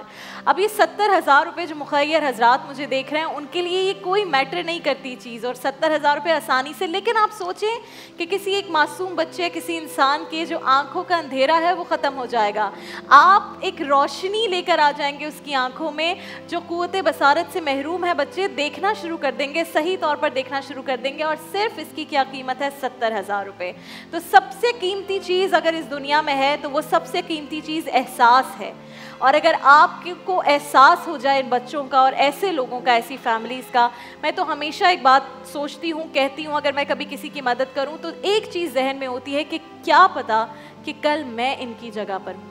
फिर जब मेरा हाथ मांगने वाला हो तो कोई मुझे ना दे तो मुझे कैसा फ़ील होगा। तो ये LRBT का जो ऑर्गेनाइजेशन है, इसमें जितना हो सके आप दें, जितनी डोनेशन कर सकें आप इसमें भेजें, ताकि आपके वसीले से, आपके भेजे हुए पैसों से इस तरह के मुस्तहिक लोगों को जो है यहाँ तक पहुँचे, इन तक डोनेशन और इनकी जो है मदद हो सके। अस्सलाम वालेकुम, हमारे साथ एक कॉलर मौजूद हैं। कौन, कहाँ से बात कर रहे हैं? अस्सलाम वालेकुम जी। वालेकुम मिसेस शहारत मसूद बात कर रही। जी मिसेस शहारत, कहिए। आप राबिया बहुत अच्छा प्रोग्राम कर रही हैं। मुझे तो खैर इतना वो नहीं होता, लेकिन आज मैं देख रही थी, इत्तेफाक ऐसा है कि आज आंखों के ऊपर बात हो रही थी। जी जी। और बड़ी मुझे खुशी हुई। साकिब साहब भी यहाँ बैठे हुए हैं। जी जी। और मेरा तो LRBT से बहुत पुराना ताल्लुक है। अच्छा। ज्यादातर मैं आंखों पे ही जो है ना, आंखों का ही ट्रीटमेंट कराती हूँ। अच्छा। मुझे 5-6 साल हो गए हैं, बल्कि लायंस क्लब इंटरनेशनल से मेरा ताल्लुक है। अच्छा अच्छा। तो हमारे तो क्लब की प्लेट भी लगी हुई है। अच्छा, जबरदस्त जबरदस्त। तो अभी मैं ये बच्चों को देख रही थी। साकिब साहब अस्सलाम वालेकुम। वालेकुम सलाम जी। कैसे हैं? ठीक ठाक हैं आप? बिल्कुल, आप बताइए कैसी हैं? बस शुक्र अल्हम्दुलिल्लाह। आपकी अक्सर यही मुलाकात होती है मेरी जियो की स्क्रीन पर, ट्रांसमिशन में। आज देख रही थी तो मैंने जब आपका सुना तो मैंने कहा मैं साकिब साहब को यही जरा बता दूं। साकिब साहब, मैं 10 कॉर्निया ग्राफ्टिंग जो है ना वो मैं डोनेट कर रही हूँ। Thank you very much. जिसमें से ये 2 बच्चे जो हैं इनका ट्रीटमेंट करा दें। ये मुख्तार और हुसैन दोनों का? हुसैन और मुख्तार, ठीक है जी। हुसैन और मुख्तार दोनों के लिए ग्राफ्टिंग जो है ना साकिब भाई, आपने ना जब आप लाइन अप करेंगे ना, जैसे आप करते होते हैं हमारे पेशेंट जी, तो जब उनकी सर्जरीज होने लगेंगी तो आप इतना काइंडली बता दीजिएगा कि कौन सी डेट को करें, then I will be there. Thank you so much Mrs Basharat. आप अपना मुझे कांटेक्ट डिटेल्स अभी हमारी टीम जो है मिसेस बशारत की कांटेक्ट डिटेल्स भी ले लें और हम नजमुल साकिब साहब को यहाँ पर ही प्रोवाइड कर देंगे। तो अगर जियो की स्क्रीन एक रास्ता बनती है इस कांटेक्ट का, जहाँ से 10 बच्चों का जो है वो कॉर्निया का ये जो इम्प्लांट है या जो भी मेडिकल लैंग्वेज में कहते हैं, तो ये हमारे लिए जो है बहुत खुशी की बात है। और हमारे जो ये बच्चे यहाँ पर हैं, वैसे तो आप लोग का देखें अब इलाज की बात हो गई अल्हम्दुलिल्लाह, 10 पेशेंट्स की बात कर ली और कल तो हुमा का इंशाल्लाह ऑपरेशन भी हो जाएगा। हुमा बिल्कुल ठीक हो जाएगी, है ना। और लेकिन वैसे भी हमारे जो कुछ स्पॉन्सर्स हैं, डायमंड फोम, उन लोगों ने आपके लिए जो मैट्रेस होता है वो भी, तकिए वगैरह, बड़ी सारी चीज़, ताकि सुकून से जाके हुमा इलाज के बाद सो जाए, है ना। और ये दोनों भी, वो भी आपके साथ जाएंगे। फिर अबीर नूर गाय पावर वॉश, करशी जामे शीरी, ठंडा ठंडा शरबत बना के पीना करशी का, हिमानी की ज़बरदस्ती चीज़ें हैं वो फेस पे लगाना, पिकासो, ये सारे गिफ्ट्स आपके साथ जा रहे हैं आज, ठीक है, क्योंकि हमारे बड़े ज़बरदस्त स्पॉन्सर्स हैं और कोई भी यहाँ से आता है तो खाली हाथ नहीं जाता, ठीक है। हुमा और हुसैन मुख्तार सब के लिए गिफ्ट जा रहे हैं। हम कुछ बात करते हैं नजमुल साकिब साहब से। नजम साहब, ये आपको कैसा फील होता है मुझे बताएं। मैं तो कभी कभी ज़ाहिर है आपसे जो यहाँ पर मुलाकात होती है, लेकिन जब आप ऐसे लोगों से मिलते हैं जिन्हें बिल्कुल होप ना हो कि ये इलाज हो जाएगा और फिर वो इलाज हो जाए और इस इदारे से हो, वो खुशी मुझे ज़रा शेयर कीजिए, मैं बड़ा समझना चाहती हूँ क्या फ़ील होता है। देखिए हुमा, मैं 15 साल पहले रिटायर हुआ ना, तो फिर मैंने इनके साथ वॉलंटियर करने की इंतजा की तो उन्होंने एक्सेप्ट कर ली। तो ये देखें कि और जो मैंने की क्यों, उसकी वजह से ये थी कि मैं एक दफ़ा इनके अस्पताल गया। अच्छा। कुछ मैं करवा रहा था किसी हाँ, और आदमी का इलाज, किसी पेशेंट को आप लेकर गए थे, ठीक है। तो वहाँ जिस तरह उनका बर्ताव था, कितने प्यार और मोहब्बत और दर्दमंदों से इस्तेमाल उनके साथ उनका बर्ताव जो था वो बहुत अच्छा, मुझे बहुत पसंद आया। दूसरा ये कि वहाँ एक बच्ची बैठी हुई थी, स्लाइटली यंगर देन वो हुमा से उससे ज़्यादा छोटी, वो मेरे ख्याल कोई 4 या 5 साल की होगी। उसने अपने माता को कभी नहीं देखा था, वो देख ही नहीं सकती थी। अच्छा, यानी कि by birth she was blind. By birth blind थी। उसका सर्जरी हुई और उस वक्त जब आंखों पे से पट्टी खुली ना, तो बच्ची ने यूं करके देखा, फिर बंद कर दी आंखें, फिर खोल के देखा, फिर अपनी वांदा को देखा जिसकी सिर्फ खुशबू सूंघती थी, शक्ल कभी नहीं देखी, तो वो उसको यूं पकड़ के नब। तो ये खुशी जब हुई ना, ये देख के मैंने कहा बस मैं इधर ही रहना है, इधर ही रहना। अल्हम्दुलिल्लाह, अल्हम्दुलिल्लाह। मैं सिर्फ ये कह सकती हूँ कि अल्लाह इनके काम में और बरकत डाले और लोग यहाँ से सेहतियाब होकर जाएं। और ये तो मुफ्ती साहब देखना, ये जो एक नेमत अल्लाह ने हमें आंखों की दी है, तो इतनी बड़ी नेमत है। कुछ देर के लिए अंधेरा हो जाए कमरे में या आपकी आंख में कुछ चला जाए, कैसा इंसान हड़बड़ा सा जाता है, परेशान हो जाता है। और ऐसे लोग फिर जो सारी ज़िंदगी नहीं देख सकते, उनके लिए ये काम करना है कितना बड़ा ये तो मैंने पहले भी एक दफ़ा इस ट्रांसमिशन में आपके सामने बात आई थी, तो कहा था तो मौजज़ा है। हज़रत ईसा अलैहिस्सलाम को मौजज़ा दिया गया था कि नाबीना की आंखों पे हाथ रखते बीना हो जाता था। इसी तरह हज़रत यूसुफ अलैहिस्सलाम के वालिद साहब हज़रत याकूब अलैहिस्सलाम उनके अपने बेटे के फ़िराक के अंदर रो रो के बिनाई आपकी चली गई थी। तो जब वो मुलाकात का लम्हा आया तो हज़रत यूसुफ अलैहिस्सलाम ने फरमाया था इज़हबू बिक़मीसी हाज़ा फ़अल्क़ू अला वजही अबी अति बसीरा, मेरी कमीज़ ले जाओ मेरे वालिद साहब के चेहरे पे डालो तो उनकी बिनाई लौट आएगी। तो ये तो वो काम करते हैं माशाल्लाह, जो मौजज़ा वाला काम अंबिया किराम का मौजज़ा काम है। अल्लाह आपको और तरक्की और कामयाबी दे इंशाअल्लाह। अल्लाह पाक कराते हैं, बेशक अल्लाह पाक करवाते हैं, अल्हम्दुलिल्लाह अल्लाह पाक करवाते हैं। हम आप ये कोई भी लोग हैं, ये पूरा चैनल बस ये वसीला है। और मैं कहती हूँ हम खुशकिस्मत हैं, बहुत खुशकिस्मत हैं कि लाखों करोड़ों में से CEO कौन बने, किनके थ्रू हो रहा है ये काम, और उस बच्ची को और उस लम्हे को कौन देख सका, आप देख सके। तो सारी टीम मिलके करती है। बिल्कुल बिल्कुल सही बात है। नजमुल साकिब साहब बहुत शुक्रिया, आप यहाँ पर आते हैं और आप जो काम कर रहे हैं इन लोगों के लिए, अल्लाह करे कि वैसे तो पाकिस्तान अगर तीसरे नंबर पर है, पाकिस्तान बहुत नीचे चला जाए इस लिस्ट में इन अमराज के हवाले से, लेकिन जितने लोग हों आपके दायरे से उनका ये ऑपरेशन होता है, उनका इलाज होता है, अल्लाह आपको इसका अजर देगा। पूरी जो आपकी टीम है, पूरी जो ऑर्गेनाइजेशन है, अल्लाह आप लोगों को इसका अजर देगा। मैंने आपसे कहा कि अब जब हम वापस आएंगे आपको मिलवाएंगे जियो की मेहमान से। रोज़ाना आप अपने पसंदीदा स्टार्स को जो टीवी स्क्रीन पर छाए होते हैं, आप उनसे मिलते हैं यहाँ पर। आज भी जो हमारे साथ जियो की मेहमान है, बहुत ही बासलाहियत अदाकारा है। सिर्फ 6 बरस की थी तब इन्होंने रेडियो पर प्रोग्राम की मेज़बानी, 6 बरस में हमें होश भी नहीं होता हम क्या कर रहे हैं ज़िंदगी में, तब इन्होंने रेडियो पर मेज़बानी से काम का आगाज़ किया। फिर जब टीवी स्क्रीन पर आई तो वहाँ भी छा गई। जियो पर जब ये जलवागर हुई, जियो पर इन्होंने 2 ड्रामे किए, मेरे ख्वाबों का दिया और रुखसार। वो ड्रामे ज़बरदस्त इन्होंने किए, लेकिन एक ड्रामा जब इन्होंने किया 2014 में, 2014 में, जिसका नाम था बशर मोमिन, वहाँ से ये हर घर में जितनी भी ख़वातीन हैं, जो माएँ हैं, बहनें, बेटियाँ हैं, उनकी फेवरेट बन गई। इनका कैरेक्टर लोगों का फेवरेट कैरेक्टर बन गया। अब हाजरीन तो इन्हें देख चुके हैं और नाजरीन मेरे ये कहने से समझ जाएंगे कि रुदावा का कैरेक्टर इन्होंने प्ले किया था बशर मोमिन में, उसके बाद ये सबकी फेवरेट बन गई। तो आप सबकी बहुत प्यारी उशना शाह, आप सबकी बहुत तालियों में यहाँ पर मौजूद हैं। अस्सलाम वालेकुम उशना, रमज़ान मुबारक टू यू। खैर मुबारक। क्या हाल है आपका? ठीक है, लाख लाख शुक्र। कैसे हैं आप? उशना मुझे ये बताइए, 6 साल में तो हमें होश ही नहीं होता क्या कर रहे हैं, आपने कैसे होस्टिंग कर ली? मेरी वैसे सच बताऊं तो इसमें मेरा कोई कमाल नहीं था। मेरी अम्मा का एक शो था, अच्छा, फैमिली प्लानिंग पे, तो वो बैठती थी और मुझे स्क्रिप्ट देती थी। इसमें ताहिरा, हाँ जी, और वो मुझे बताती थी कि इसको ऐसे ऐसे ऐसे बोलना है और मैं बस पढ़ती रहती थी और मुझे उस वक्त शायद समझ भी नहीं आ रही थी कि मैं इतना क्या कर रही थी। तो इसमें ताहिरा आंटी का और फिर आपकी बहन इरसा, मेरी बहन इरसा, तो उन दोनों की वजह से, क्योंकि वो बहुत सीनियर फनकार रहे हैं ज़ाहिर है शोबिज़ के भी, उनकी वजह से ये हुआ कि आपने भी आना है टीवी इंडस्ट्री में या फिर परफॉर्मिंग आर्ट्स में? शायद क्योंकि इसीलिए घर पे एक एनवायरनमेंट तो थी थिएटर की और एक्टिंग की, टेलीविजन की, और वैसे भी मुझ में थोड़ा सा एक परफॉर्मेंस का कीड़ा था हमेशा से। बट 6 साल की उम्र से पहले भी, ये मैं कई दफ़ा इंटरव्यूज़ पे कह चुकी हूँ कि जब मैं 3-4 साल की थी, उससे भी छोटी, मैं वो दुपट्टों की साड़ियाँ लपेट के खबरें पढ़ती थी और कभी वो ब्यूटी एंड द बीस्ट की पूरी कास्ट इन एक्शन घर पे मैं करती थी, तो आई वाज ऑलवेज चल रहा होता था एक्टिंग, चाहे उस वक्त कोई देख रहा हो या नहीं. Yes, so you were always a performing I was वाला always a performer. अच्छा, जबरदस्त.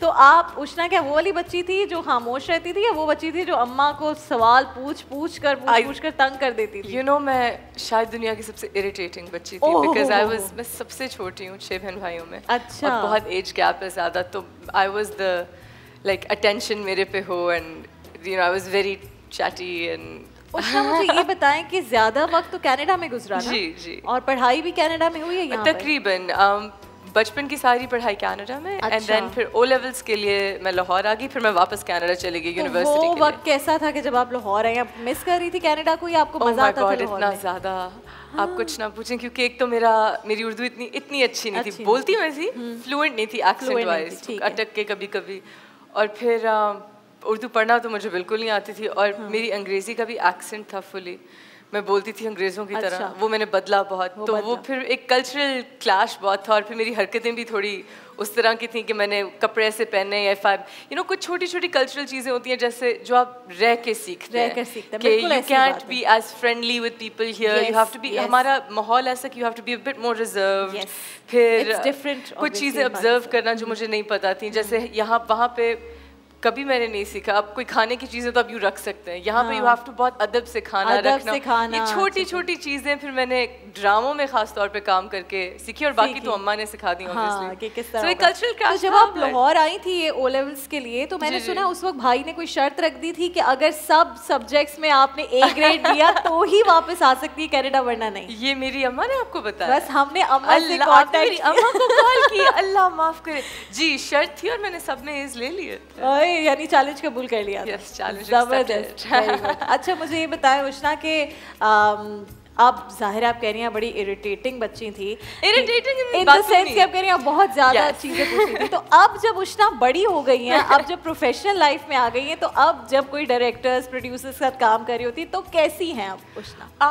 मैं आपको एक बात बताऊँ, यू नो, मैं इतनी खुश नसीब हूँ कि मेरे साथ जो लोग मेरे साथ काम करते हैं और जो मुझे अपने ड्रामों में लेते हैं, वो शुक्र अल्लाह का बहुत अच्छे लोग हैं सो फार. मतलब मोस्टली शुरू में खुशनसीबी होती है, बहुत खुशनसीबी. सो अभी शुरू में ऑफ कोर्स आपको हर किस्म के इंसान के साथ काम करना होता है, और आप खुद भी बहुत कुछ सीख रहे होते हैं, और नॉट नेसेसरली ज़रूरी नहीं है कि सारे लोग ही आपको अच्छे मिलें या तमीज़दार मिलें, लेकिन अब मैं भी एक कॉन्शियस डिसीजन लेके उन्हीं लोगों के साथ काम करती हूँ जो बहुत अच्छे पढ़े लिखे तमीज़दार. अगर कोई ड्रामा जब ऑफर होता है उष्णा, तो क्या चीज़ें हैं जो आप सबसे पहले चेक करती हैं, if I want to do this project या नहीं करना? 100% ये चीज़ कि who's the director, because I feel like it's very important to respect the director, and वो respect कभी भी वो respect वो चीज़ है जो earn की जाती है. बिल्कुल ऐसी. So if they've earned respect, then I would love to work with them. Then of course story कैसी है. And third, अब मैंने क्योंकि कुछ सालों से एक मायार में स्टारडम का नहीं कहती, लेकिन ये कि मैंने इतनी मेहनत की अपने क्राफ्ट पे, अपनी एक्टिंग पे, कि उस ग्राफ को मैं गिरा नहीं सकती. तो मेरे लिए बहुत ज़रूरी है कि कैरेक्टर चैलेंजिंग हो और मुश्किल हो, और स्टोरी भी अब जाके मैं चाहती हूँ कि थोड़े मैसेज वाली स्टोरी हो, और थोड़ा अब जैसे आपने बशर मोमिन की बात की, आई am so grateful for that project. अल्हम्दुलिल्लाह वो इतना अच्छा, खूबसूरत, बड़ा और ज़बरदस्त प्रोजेक्ट था, और वो मेरे करियर का मतलब मुझे उसने लॉन्च ही उस प्रोजेक्ट में किया, और मैं अब भी उसके साथ स्टैंड लेती हूँ. लेकिन अब इस उम्र में आके 6-7 साल गुजर गए उस चीज़ को, इस उम्र में आके और दुनिया देख के, अब मुझे कोई प्रोजेक्ट मिले जिसमें एक औरत को बहुत मजलूम और उस पर जुल्म करता हुआ दिखाया जाए, तो शायद मैं ना करूँ. लेकिन अगर उसका एंड में मैसेज अच्छा जा रहा हो, एंड में अगर मैसेज अच्छा हो, लेकिन अगैन ये एक मैसेज हमें एंटरटेनमेंट तक ठीक है, लेकिन बहुत ज़रूरी है कि जो ख़वातीन घर पे देखती हैं ड्रामे, उनको पता हो कि मर्द का ये एक माइंड सेट है ना हमारा कि बदल जाएगा. जो वो कर रहे हैं उसे करने दो. एक तो मर्द बदलता कभी भी नहीं है. अच्छा, सॉरी नहीं. और दूसरा, अब्यूज सह लेना और एक घर चलाने में बहुत डिफरेंस है. बिल्कुल. तो ज़रूरी नहीं है कि आप चुपचाप मार खाएं और आप सहें जुल्म और उस चीज़ को आप बर्दाश्त करें. ज़रूरी नहीं है. अपने लिए स्टैंड लेना ज़रूरी है. एक चीज़ है कि आप ऐसा ड्रामा दिखाएं जो आप चाहते हैं कि वैसा हो, और एक ये ड्रामा है कि जो हो रहा है इस वक्त, हो रहा है, ये नहीं होना चाहिए। हाँ, जो नहीं उसकी, हाँ, तो मैं उस तरह की चीजें करती हूँ अब भी, बट मैं उस चीज को कभी प्रमोट नहीं करना चाहती। आप खुद राइटर हैं तो आपको लगता है ये एज मैं राइटर बनना चाहती हूँ। राइटर तो कहीं राइटर इन द सेंस कि आप लिखती हैं, शौक तो है, शौक तो है, हाँ जी। तो आपको शायद आपको लगता है वो भी एज हासिल है कि आप समझ जाती हैं कि स्क्रिप्ट मजबूत है या नहीं है। जो लोग नहीं उनको पता है। अब जैसे मुझे इतनी खुशी हो रही है कि मुझे बहुत देर बाद इंटेलिजेंट सवाल पूछे जा रहे हैं, so thank you so much. माशाल्लाह। ये नहीं पूछा जा रहा है कि उसने शादी कब कर रही है, आप कब फैमिली बना रही हैं। अल्लाह माफ करे यार। जो लड़कियां शादीशुदा नहीं होती उनसे पूछते हैं अच्छा तो फिर आप सेटल कब हो रही हैं? मैं जब से इंडस्ट्री में आई हूँ मुझसे एक वाहिद ये सवाल पूछा जा रहा है कि आप सेटल कब हो रही हैं? अल्हम्दुलिल्लाह बहुत सेटल्ड हूँ। ओके, या यस, सो वो एज एक मिल जाता है जब आपको एज एक मिल जाता है। इतना काम करने के बाद खास तौर पे एक एज मिल जाता है कि आपको पता है कि आपने क्या लाइन बोलनी है, क्या नहीं बोलनी है। और उसना हजारों लड़कियां जो उस वक्त आपको टीवी स्क्रीन पे देख रही होंगी, अस्सलाम वालेकुम, हजारों लड़कियां, and they would really want, जो भी लड़कियां हमारी इस वक्त देख रही होती है वो उष्णा की फैंस हैं, वो ये सोचती होंगी कि मुझे भी एक्टिंग में जाना है, लेकिन उन्होंने एक्टिंग सीखी है ना, उनको इन चीज़ों का पता है। तो what would you tell them? एक एक्सपीरियंस जो कर चुकी है एक्ट्रेस वो सबसे अच्छा बता सकती है। आई वुड टेल देम, और काश मुझे ये चीज़ किसी ने बताई हो, कि अपने आप को हमेशा एक ओपन वेसल समझें और आप कभी भी इतने बड़े नहीं हो सकते कि आप कुछ सीख नहीं सकते, और कभी भी इस एटीट्यूड के साथ किसी भी इंडस्ट्री में, एक्टिंग में या किसी भी चीज़ में, इस एटीट्यूड के साथ ना है कि हमें सब कुछ पता है। हाँ, ऑलरेडी पता है। आप ऑब्जर्व करें, आप फिल्में ड्रामे देखें, आपको समझ आए कि आप किस तरह की एक्टिंग करना चाहते हैं, आप अपने सीनियर्स से सीखें। मैं बशर मोमिन में ही इतनी लकी थी कि मेरे साथ फैसल कुरैशी थे और मैं उनसे बहुत सीखती थी। तो अपने डायरेक्टर्स, अपने बड़ों से जितना आप सीख सकते हैं सीखें, और एक कॉन्फिडेंस रखें अपने ऊपर भी, एक अपनी गट फीलिंग पे कॉन्फिडेंस रखें कि जो आप कर रहे हैं आप सही कर रहे हैं, अपने ऊपर भरोसा रखें। और ये ना हो कि आप कोई एक प्रोजेक्ट कर लें, लकीली वो हिट हो जाए, फिर आपको लगे हो जी नहीं अब तो। यू नो, ये सबसे बड़ी गलती होती है, और ये गलती शायद मैंने भी थोड़ी सी जिंदगी में की हो, आई थिंक हमने सब किया है, कि आपको लगता है कि, और फिर अल्लाह आपको सिखा देता है, झुका देता है। झुके रहना बहुत ज़रूरी है कॉन्स्टेंटली। कभी भी आप कभी भी इतने बड़े नहीं होते कि आप अपने काम से बढ़ के। हम अक्सर यही बात करते हैं कि जो शाख, जो एक ट्री की कोई शाख हो जिस पे फल लगा हो, वही झुकती है। और ये बिल्कुल, मैं आपको सच्ची बात बता रही हूँ कि इस इंडस्ट्री में मैंने हर एक के साथ तकरीबन काम कर लिया हुआ है, और जो सबसे बड़े से बड़े स्टार्स हैं, जो सबसे अभी तक सस्टेन्ड स्टार्स हैं, जो थ्रू आउट बड़े रह रहे हैं, ऊपर नीचे तो आते जाते रहे, वो सबसे हम्बल होते हैं। मैं फैसल भाई was here day before yesterday. अच्छा। और फैसल भाई की सबसे कमाल की बात ये, he is so humble, he is so humble, you will never see him be proud. Yes, कभी भी नहीं। इस वक्त इंडस्ट्री के जो टॉप 5 बड़े स्टार्स नेम कर लें, they are the most humble. अच्छा, कंसिस्टेंट है। माहिरा को ले लें, बात की, यस, सीनियर स्टार्स की आप बात करें, कवी खान के साथ you always wanted to work. How do you know this? You are so well researched. I am so impressed, माशाल्लाह। तालियां बजाओ उनके लिए जो मेरे साथ ही रिसर्च करते हैं। तालियां आपके लिए। वाओ, माशाल्लाह। ये हमारे बहुत प्यारे भाई हैं, उनका नाम है आबिद इसहाक। उन्हें सब पता होता है कौन सेलिब्रिटी सुबह शाम दोपहर क्या कर रहा है। So credit goes very to nice, Abid. I'm very impressed. इनको you should promote him. He's already promoted. You should promote him even more. और हमारे बुशरा आप आई हुई थी, बुशरा अंसारी। अच्छा, माशाल्लाह। तुम्हें कहाँ से पता चल रही है सारी बातें? मैंने कहा बस honestly कहाँ से पता चल रही है? तो आप बताएं, कभी खान के साथ अब काम करने का मौका मिला या नहीं? नहीं मिला, and I'm so upset because मेरी अम्मा ने उनके साथ, मेरी अम्मा उनकी मेरे ख्याल है बीवी भी बन चुकी हैं, बेटी भी बन चुकी हैं, शायद बहन भी बन चुकी है, लेकिन इनको नहीं मिला। मेरी बहन भी, I have never worked with him. After Ramzan हम जियो पे कोई शो करते हैं जिसमें आपको और कभी खान को साथ मुझे कभी अंकल के साथ बुलाएं, ये तो हो जाए ऑन स्क्रीन साथ बैठे। वो तो एक एसेट है सबसे बड़ा। वो मतलब जब पाकिस्तान में टीवी नहीं था, सिर्फ रेडियो था, तब से वो हमारी इंडस्ट्री में हैं। तो भाई हमारे सेगमेंट होता है नन्ही सी ख्वाहिश, भाई इनकी नन्ही सी ख्वाहिश पूरी कर। I want to work with कभी अंकल। ठीक है, और आज है उष्णा, क्योंकि अब मैं आपको लेकर जा रही हूँ अपने नन्हे मेहमानों की तरफ, जो के हैं, एक्साइटमेंट देखो जरा इनकी, माशाल्लाह। अब क्या कहते हैं जब गेस्ट आते हैं? अस्सलाम वालेकुम। और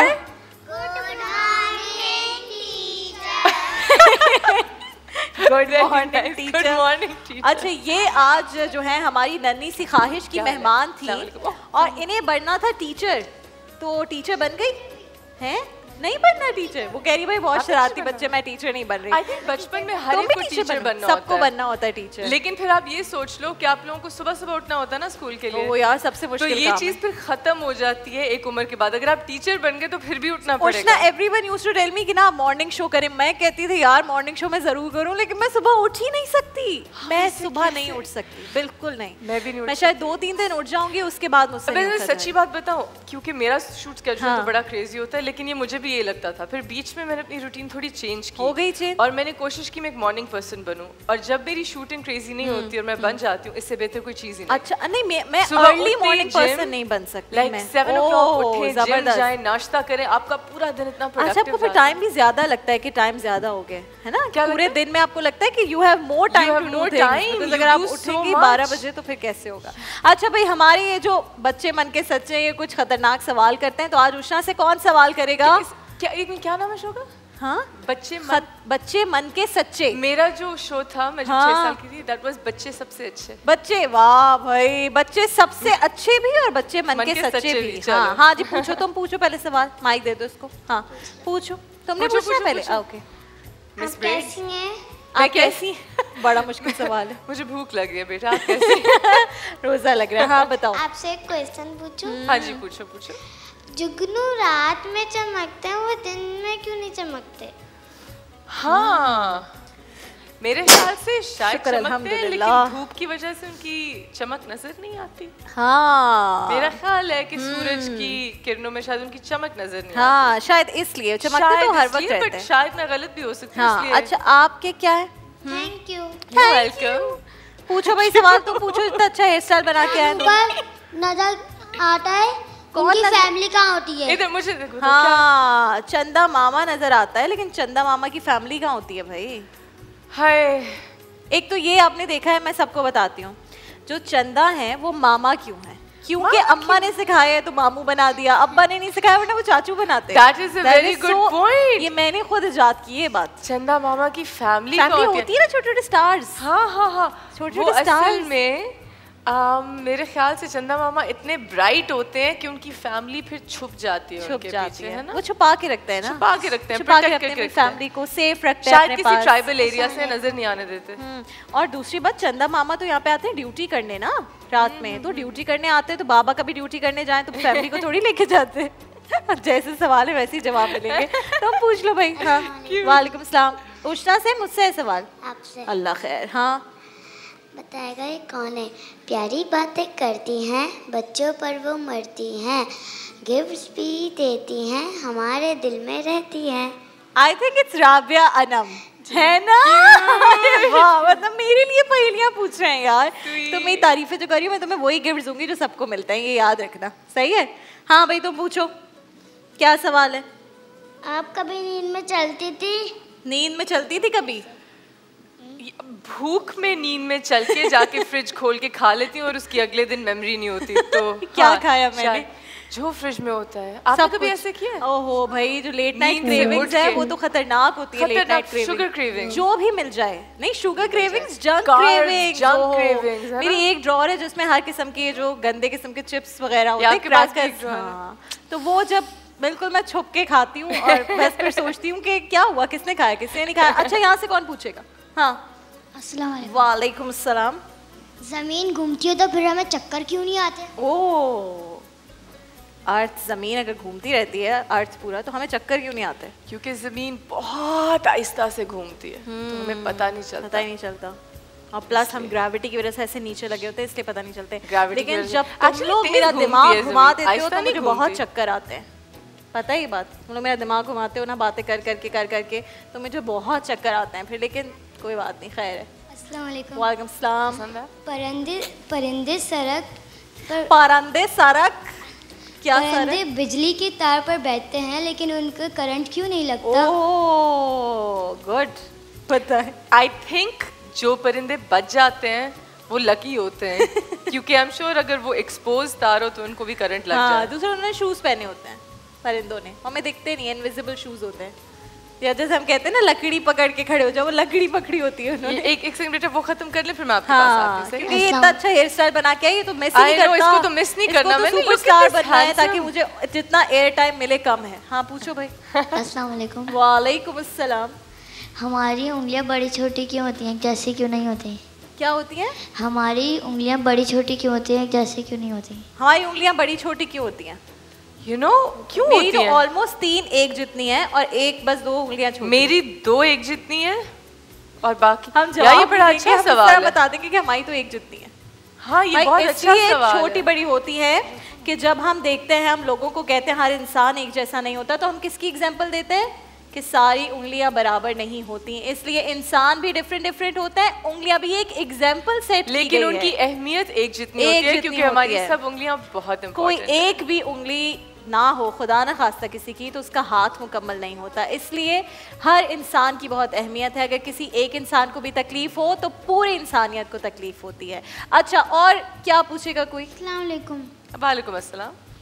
रात को सूरज सोने जाता है तो उसे टाइम पर कौन उठाता है? टाइम पर कौन उठाता है उसे सुबह?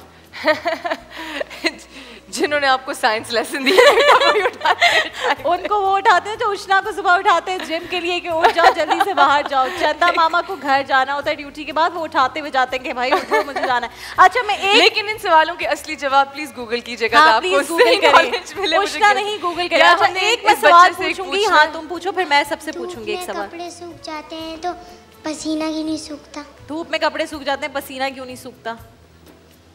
आपका नहीं सूखता? आपका एक स्पेशल सुपरचार्ज पसीना जो नहीं सूखता, या आप चेक करवाएं। सूख जाता है पसीना, सबका सूख जाता है भाई, पसीना ड्राई हो जाता है ना एयर में, क्योंकि ज्यादा पसीना आता है। हाँ पसीना इज गुड एक्चुअली हेल्दी। अच्छा मुझे एक मैं सवाल पूछूं, जो बच्चा बताएगा उसको एक अच्छा सा गिफ्ट मिलेगा पिकासो वाला, ठीक है?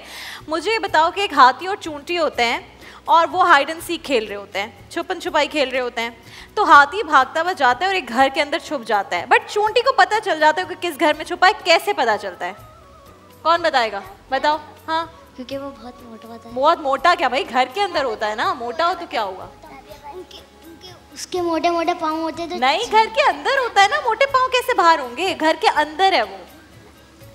जब वो भाग रहा है उसके पैरों की आवाज आ रही है। नहीं, अंदर छुप चुका है, लेकिन चूंटी को पता चल गया। चूंटी ना अंदर जाकर उसको देखती। नहीं, चूंटी को बाहर से पता चल गया कि हाथी अंदर इस घर में है। कैसे? जल्दी से बताओ। उष्णा बताएं आप। हाथी घर में गया। वो उष्णा कह रही मुझे क्या पता है, इतने चालाक बच्चों को नहीं पता। नहीं, चूंटी को ऐसे पता चला कि फिंगरप्रिंट्स भी नहीं भाई, ऐसे पता चला चूंटी को कि हाथी अंदर घर में है, क्योंकि हाथी के जूते बाहर पड़े हुए थे, वो जूते उतार के अंदर गया था तो उसको पता चल गया। अच्छा उष्णा, आपने क्या कुछ पूछना था बच्चे से? नहीं, बोले मेरी हिम्मत, मेरी मजाल, मेरी मजाल सवाल करूं। ओके जी, सब उष्णा को बाय बाय कर दें। Bye bye.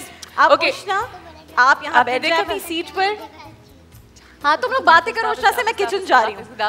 जी नाहिद आपा, कहाँ तक बने हैं आज के सिस कबाब और क्या बन रहा था? किचन में या नहीं आ रही? आ जाएं, आपकी मर्जी है भाई, आपका घर है, आप किचन में आए जहाँ घूमें। जबरदस्त प्लेटर तैयार हो गया है, वेरी गुड। ओहो ये देखें उष्णा, अस्सलाम वालेकुम, क्या जबरदस्त प्लेटर तैयार हुआ है आज। वाह। This is sis kebab with आपा कौन से राइस? दिस इज मखनी रोज। मखनी रोज means मखनी rice. मखनी रोज this is Turkish dish. This is, yeah, it looks very yummy. Arabic-ish, Turkish. ओहो बड़ा रोजा लग रहा है भाई मुझे भी। एक प्लेटर ये है आपका, वेरी नाइस। तो आप किसी भी तरह से सर्व कर सकते हैं, पीटा ब्रेड के साथ। पीटा ब्रेड यहाँ पे आपने इसको और राइस के साथ। ओके जबरदस्त हो गया। आप जल्दी से ज़रा ये सिस कबाब वाली रेसिपी आप रिपीट कर दें, फिर हम ब्रेक पर जाएंगे। सिस कबाब की रेसिपी ये है, आप चिकन का कीमा लें, मटन का लें, बीफ का लें, जो भी आपके पास है, और प्याज आपने 2 ली उसके अंदर 1 किलो में, और उसको कद्दूकश करके फाइन काट के मलमल के कपड़े में रख के उसका जूस निकाल। परफेक्ट। फिर वो उसके अंदर आप ऐड करेंगी। फिर उसके बाद आपने उसमें कलौंजी डाली है, और ये इसका कलर देखेंगे, जबरदस्त बन गए भाई। जो मसाला था वो क्या क्या था? अच्छा उसमें कलौंजी थी, आप बताएं। सबसे बड़ा सिनेमन था। ठीक है, सिनेमन था, लहसुन था, नमक था, लाल मिर्च आप अपने ऊपर है, अगर आपको चटपटे चाहिए नहीं तो मैंने हरी मिर्चें इसमें पीस के डाली। हरी मिर्च सही है। कॉर्नफ्लावर इसके अंदर डाला है 2 टेबलस्पून, और मैंने इसमें सौंफ डाली है 1 टीस्पून। ओह अच्छा, सौंफ उस वक्त आपने नहीं बताई थी। और ये सब चीज़ें इसके अंदर मिक्स करके फिर मैंने आपके सामने इसमें इसी में रख के शेप दिया और इसमें बना। ये अब दाने में उतार लूँ इसको? हाँ बिल्कुल, यहाँ रख। ओके, ये ये राइन्स कितनी जबरदस्त लग रही हैं। वो भी हैं जो आपने नाइफ से लगाई थी और ग्रिल का अपना भी है। मैंने फिर एक ही पे लगाई, सब पे नहीं लगाई। ये देखें, दे सो नाइस एंड ग्रीसी। जबरदस्त भाई, छा गई हैं आपा। आपा के लिए बहुत सारी तालियां बजाते हैं भाई। उष्णा, मुझे ये बताएं कि आप कोई खाना शाना बनाती हैं घर में? किसी किस्म का शौक? बिल्कुल भी नहीं। I can only make spaghetti bolognese, वो भी मैंने कोई 5-6 साल से नहीं बनाई। बनाने अभी एक बहुत बड़ा कमाल मैंने 6 साल से नहीं बनाया। My husband makes amazing spaghetti bolognese. Really? Oh, that's good because that's all I can make. I can't make toast even. तो spaghetti ऐसी चीज़ है। I can make noodles like instant noodles. जबर, कितना बड़ा काम है उष्णा, नूडल्स। अच्छा मैं आपको एक सच्ची बात बताऊं, मुझे कभी भी किचन में आने की इजाजत नहीं थी। अम्मा बहुत डरती थी मुझे देख के। एक दफा मैंने ऑलमोस्ट हाथ जला लिया। So I was never allowed in the kitchen. ये होता है कुछ माओं को। मेरे बाकी सबको I also know a lady जो अपनी बेटी को बिल्कुल नहीं जाने देती। उन्होंने बचपन में एक बड़ा खौफनाक हादसा किचन में देखा, सिलेंडर फट जाने का। उन्होंने 4 उनकी बेटियां, उन्होंने कहा कोई मेरी बेटी खाना नहीं, मेरी बहनें जाती थी वो बनाती थी, मैं थोड़ी स्पॉइल्ड थी। I was not allowed. So मुझे बट मैंने रिसेंटली प्लीज हंसिएगा। नहीं मैं रिसेंटली अपनी बहन के पास कुछ महीने रहने गई इंग्लैंड में, तो उसने मुझे अंडा फ्राई करना सिखाया।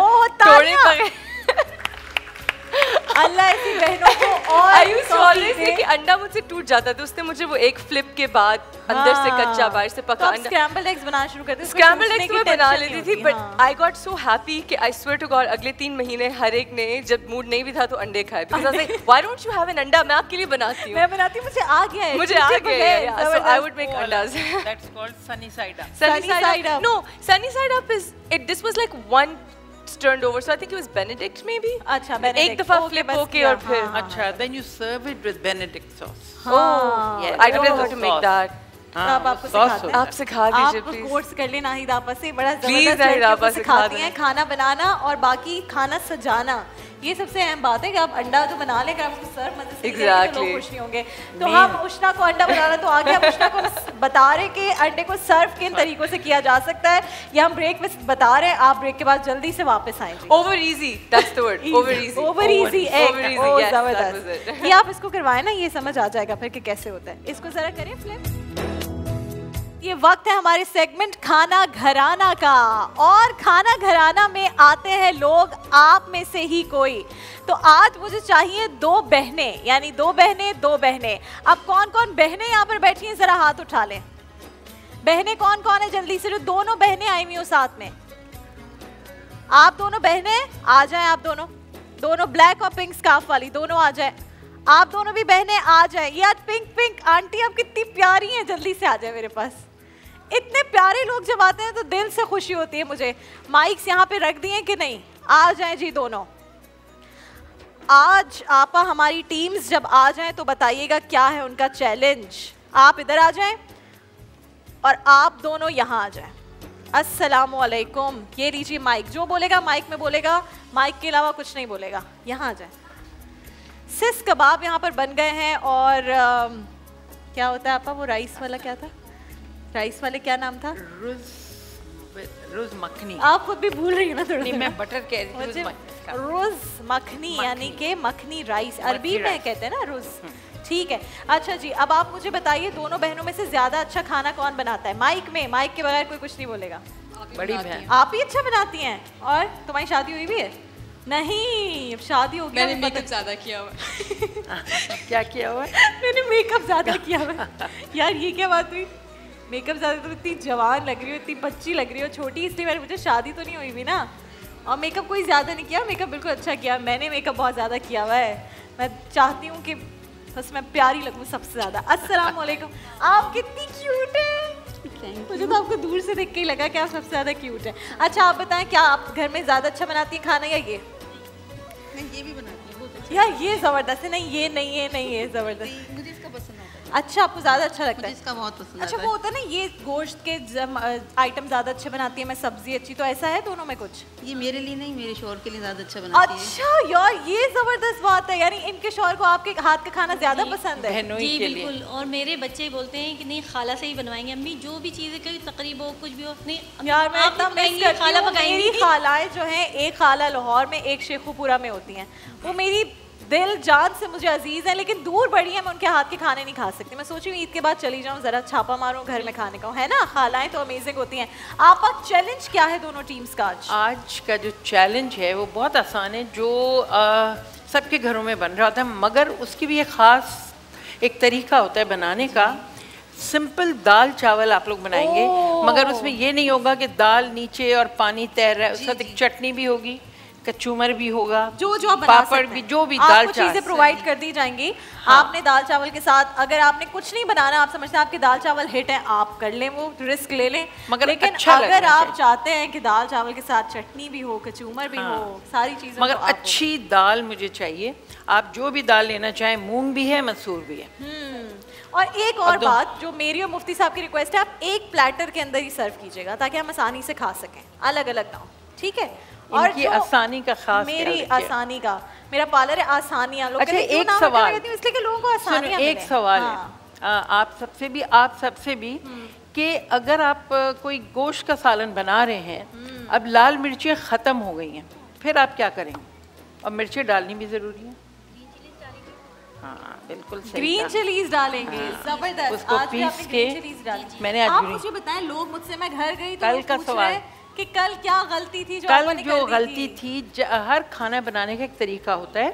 तो जो चावल थे, चाइनीज़ चावल जो होते हैं, वो हमेशा पहले उबलते हैं और रख दिए जाते हैं, और ठंडे चावल को स्टर फ्राई किया जाता है। लेकिन कल ऐसा नहीं, उन्होंने बताया भी नहीं गलती कि ये उबले में होने, उन्होंने ऐसे चावल, और जो चाइनीज़ फ्राइड राइस होते हैं उनको हम कभी कवर करके नहीं बनाते, वो खुले ही बनते हैं, बनते हैं वो। अच्छा, तो ये उन्होंने गलती की, उन्होंने ना बताई मेरी गलती। लेकिन जो जीत के गए उन्होंने अच्छे चावल बनाए। देखो, वो वेजिटेबल फ्राइड राइस चाइनीज नहीं थे, आम चावल। ऑलराइट, तो हमेशा चाइनीज राइस। यहाँ पर इतनी चीजें नोट करती हैं। अच्छा, आप जब हम वहाँ बैठते हैं ना, क्योंकि आप लोग साथ किचन में होती हैं, तो ये न्यूट्रल अंपायर बन जाती हैं, ये बताती नहीं कि किसका अच्छा खाना है। मैं टेस्ट करती हूँ, मुफ्ती साहब टेस्ट करते हैं, और फिर हम लोग सोच रहे होते हैं, तो ये सिर्फ हमें ये बताती हैं कि किसने क्या बनाने में गलती की है, लेकिन टेस्ट की जो है वो मैं और मुफ्ती साहब डिसाइड करते हैं, बैठे हुए। तो हम जो है आज देखेंगे कि दाल चावल कौन मज़े के बनाता है। दाल चावल सब खाते हैं, मुफ्ती साहब भी खाते हैं, सब हमने बहुत खाए, इसलिए हम बहुत बारीक बीनी से जायजा लेंगे आपके दाल चावल। सिंपल है मगर मुश्किल भी है। किचन सेगमेंट आज जो भी जीतेगा, जो जबरदस्त दाल चावल बनाएगा, यार ये हो सकता है आपने कभी इमेजिन किया था कि मैं दाल चावल बनाऊंगी मुझे बाइक मिल जाएगी? जो अच्छे दाल चावल बनाएगा वो लेकर जाएगा गाय पावर वॉश की जानिब से एक अदद बाइक, और जो कम मजे के दाल चावल बनाएगा वो लेकर जाएगा GNE गाबा नेशनल की जानिब से एक डिलक्स मिक्सर। दोनों गिफ्ट्स बड़े अच्छे हैं, लेकिन देखते हैं कि दाल चावल किसके अच्छे हैं, ये है ना इंपॉर्टेंट बात। आज कौन सी फैमिली दाल चावल और उसके साथ जो लवाजमात होते हैं कौन ज़बरदस्त बनाती है, ये आज हमने देखना है, चेक करना है। नाहिद आपा, क्या सिचुएशन है इस वक्त? ये क्या कर रहे हैं आप? अच्छा है, अभी ये क्या है, ये जो ऊपर जीरा डाला है, ये गरम करें, यानी कि उसी के ऊपर कर रहे हैं ये कम वक्त में, और ये जबरदस्त। इसका मतलब है कि आपको खाना पकाना सही आता है, खाना पकाना। अच्छा, अब ये चावल आपने बनाना शुरू कर दिया। आप अब तक जो इन्होंने शायद भगारे हुए चावल बना रही हैं, और ये शायद उबाल के बनाएंगे। अच्छा, ये भी दालें इन्होंने दोनों ने मिक्स ही लिए हैं। ऐसे तो मुझे भगारे हुए चावल बेहद पसंद है, लेकिन अब देखते हैं कि आज उबले हुए चावल भी अगर अच्छे बने हो, दूर तक खुशबू आती है उबले हुए चावलों की। अच्छा, अभी चावल डले नहीं है। और आप ये बताएं दाल की क्या सूरत हाल है दोनों तरफ? आपा, दोनों की दाल गली है कि नहीं? दाल गल जाएगी आज, बाइक मिल जाएगी आज कि नहीं? अच्छा, वैसे अगर बाइक है घर में तो फिर GNE का वो ले जाएं, क्या कहते हैं, डिलक्स मिक्सर। बाइक नहीं है तो बाइक चाहिए। ओहो, अच्छा, माइक ही नहीं है यार, मैं इतनी सारी बातें कर ली मैंने इनसे, माइक की चीज़ मैं आपको बताऊं यार, तुमसे बातें करूंगी मैं किसी दिन, तुम अपने पास माइक छुपा के रखती हो। एक चीज़ मैं बताऊं आप सबको, जब भी दाल बनाएं घड़ी घड़ी दाल को हिलाना नहीं चाहिए, ऐंठ जाती है, अकड़ जाती है, एक ही दफा पानी डालना चाहिए। नहीं किया करो, अकड़ किसी में सही नहीं है, ना इंसानों में ना दाल में और ना हलवे में। उस दिन अकड़ा हुआ हलवा बना था पूरा, बार बार दाल है ना, खराब हो जाती है। अकड़ना नहीं चाहिए, लेकिन थोड़ा सा चलाना पड़ता है कि लग ना जाए। नहीं, पानी अंदाजा होना चाहिए कि वो उसी में गल जाए, फिर आप उसको चलाते रहें। उष्णा आपको क्या लग रहा है? कहाँ गई उष्णा? उष्णा आपको क्या लग रहा है कौन जीतेगा? इस वक्त मेरे सामने सब रॉकेट साइंस है। रॉकेट मुझे कुछ क्या हो रहा है?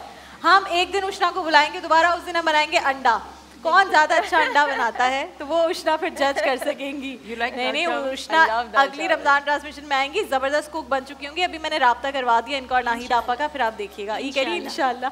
आपका क्या फायदा है उष्णा के अच्छे कुक बनने से? अच्छी बात है ना कि हमें नई नई रेसिपी सीखने को मिलेंगी। Ushna, are you starting a cooking show? I am starting an anda show. Anda show, आपको मैं अंडा फ्राई करना सिखा सकती हूँ। जबरदस्त, ठीक है जी। हम देखते हैं कि कौन आज अच्छे दाल चावल खिलाता है मुझे और मुफ्ती कल्याणवी साहब को। हम नाज़रीन किराम यहाँ पर खुशामदीद भी कहेंगे। फरहान अली वारिस, आप सबके बहुत पसंदीदा मारूफ सना खान भी यहाँ पर पहुँच चुके हैं। हम देखेंगे कि क्या होता है किचन में, लेकिन मैं चाहती हूँ कि अब हमने भेजना है, जाना है उष्णा ने, तो उष्णा जाएंगी। आप सबकी बहुत सारी तालियों में thank you very much Ushna for coming here. Thank you. अल्लाह करे आप अच्छा अच्छा काम करती रहे, अच्छे अच्छे सोशल कॉजेज में जो आप आगे रहती हैं आप करती रहें, ये बड़ा अच्छा मैसेज सबको जाता है। थैंक यू वेरी मच उष्णा, बहुत ज़्यादा आपकी तालियों में यहाँ से जा रही हैं।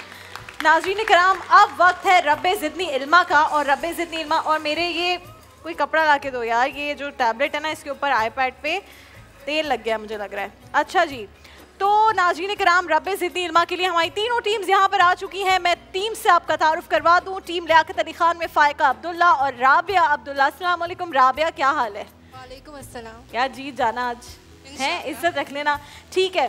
टीम अल्लामा इकबाल में हाफिज शहबाज शेख और बुरहान कुरैशी हैं, और मोहम्मद अली जिन्ना टीम में हिना खान और फिजा खान है। आप तीनों टीम्स को अस्सलाम वालेकुम वरहमतुल्लाह। आज मैं सोच रही हूँ टीम मोहम्मद अली जिन्ना से शुरू कर लें, टीम लियाकत अली खान से नहीं, ऐसा कर लें? आप तीनों जरा बताएं किससे शुरू करें, अगर आपको ऑप्शन दिया जाए किससे शुरू करें, बताएं। कंफ्यूज हो गए सब। तीनों टीम्स यहाँ पर मौजूद हैं, टीम लियाकत अली खान, टीम अल्लामा इकबाल और टीम मोहम्मद अली जिन्ना। टीम लियाकत अली खान, आपसे हम रब्बे ज़िदनी इल्मा का करेंगे आगाज, जैसे हम हमेशा करते हैं। टीम लियाकत अली खान, टीम अल्लामा इकबाल और टीम मोहम्मद अली जिन्ना, रूल्स सुन लीजिए, बड़े आसान से रूल्स हैं। इस राउंड में जो मैं पहला राउंड आप लोगों से पूछने जा रही हूँ, हर टीम से चार सवालात होंगे, हर सवाल के 4 ऑप्शंस होंगे। मैं सबको कहती हूँ टाइम निश्ता, जल्दी जल्दी आप लोग ने जवाब देना है, और अगर आप कोई गलत जवाब देते, कोई नेगेटिव मार्किंग नहीं है, लेकिन आप सही जवाब देंगे प्लस 10 पॉइंट्स आपको मिलेंगे। अगर इसी राउंड में फैसला हो गया, 2 टीम्स ने कम सही जवाब दिया और किसी एक टीम ने 4 सवालात के सही जवाब दे दिए, तो हम इसी राउंड में फैसला कर लेंगे कि कौन क्वालिफाई कर रहा है क्वार्टर फाइनल के लिए। अगर किसी भी 2 टीम्स या फिर तीनों टीम्स के दरमियान हो जाता है टाई, तो हम जाएंगे बजर राउंड की जानिब। आप तीनों टीम्स के सामने बजर्स मौजूद हैं, तो आप तीनों टीम्स तैयार हैं? टीम लियाकत अली खान, आपसे आज 14 रमज़ानुल मुबारक की अफ्तार नशरियात का रब्बे ज़िदनी इल्मा का पहला सवाल है ये: वो कौन सी हस्ती हैं कि जिनके ईमान लाने के बाद मुसलमानों ने बैतुल्लाह शरीफ में ऐलानिया तौर पर नमाज अदा की? आपके ऑप्शंस हैं हज़रत उमर फ़ारूक रज़ी अल्लाह ताला अन्हु, हज़रत खालिद बिन वलीद रज़ी अल्लाह ताला अन्हु, हज़रत हमज़ा रज़ी अल्लाह ताला अन्हु, या हज़रत जाफ़र तैयार रज़ी अल्लाह ताला अन्हु। आपके सामने ऑप्शंस वहाँ पर आ भी रहे हैं, और हज़रत उमर फ़ारूक रज़ी अल्लाह ताला अन्हु जवाब बिल्कुल दुरुस्त है। आपसे टीम लियाकत अली खान मेरा दूसरा सवाल: हज़रत बरी इमाम रहमतुल्लाह अलैह का मज़ार किस शहर में वाक़ है? आपके ऑप्शंस हैं इस्लामाबाद, दमिश्क, दिल्ली या इस्तांबुल। हज़रत बरी इमाम रहमतुल्लाह अलैह का मज़ार किस शहर में वाक़ है? इस्लामाबाद, दमिश्क, दिल्ली, इस्तांबुल।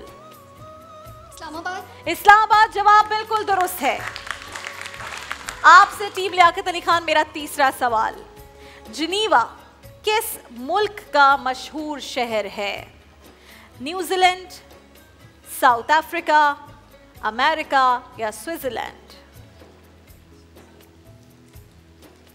तुम लोगों को बहुत पता है, साउथ अफ्रीका। सब पीछे सब जो है ना, ये बच्चे मन के सच्चे पूरे हैं ये लोग। ऑप्शंस रिपीट करिए। New Zealand, south Africa, America, Switzerland. Geneva. Audience खामोश रहे वरना मैं यहाँ बुलाकर जवाब लूंगी। South Africa. साउथ अफ्रीका आपका ये जवाब फाइनल है? बच्चे मन के सच्चे भी साउथ अफ्रीका कह रहे हैं।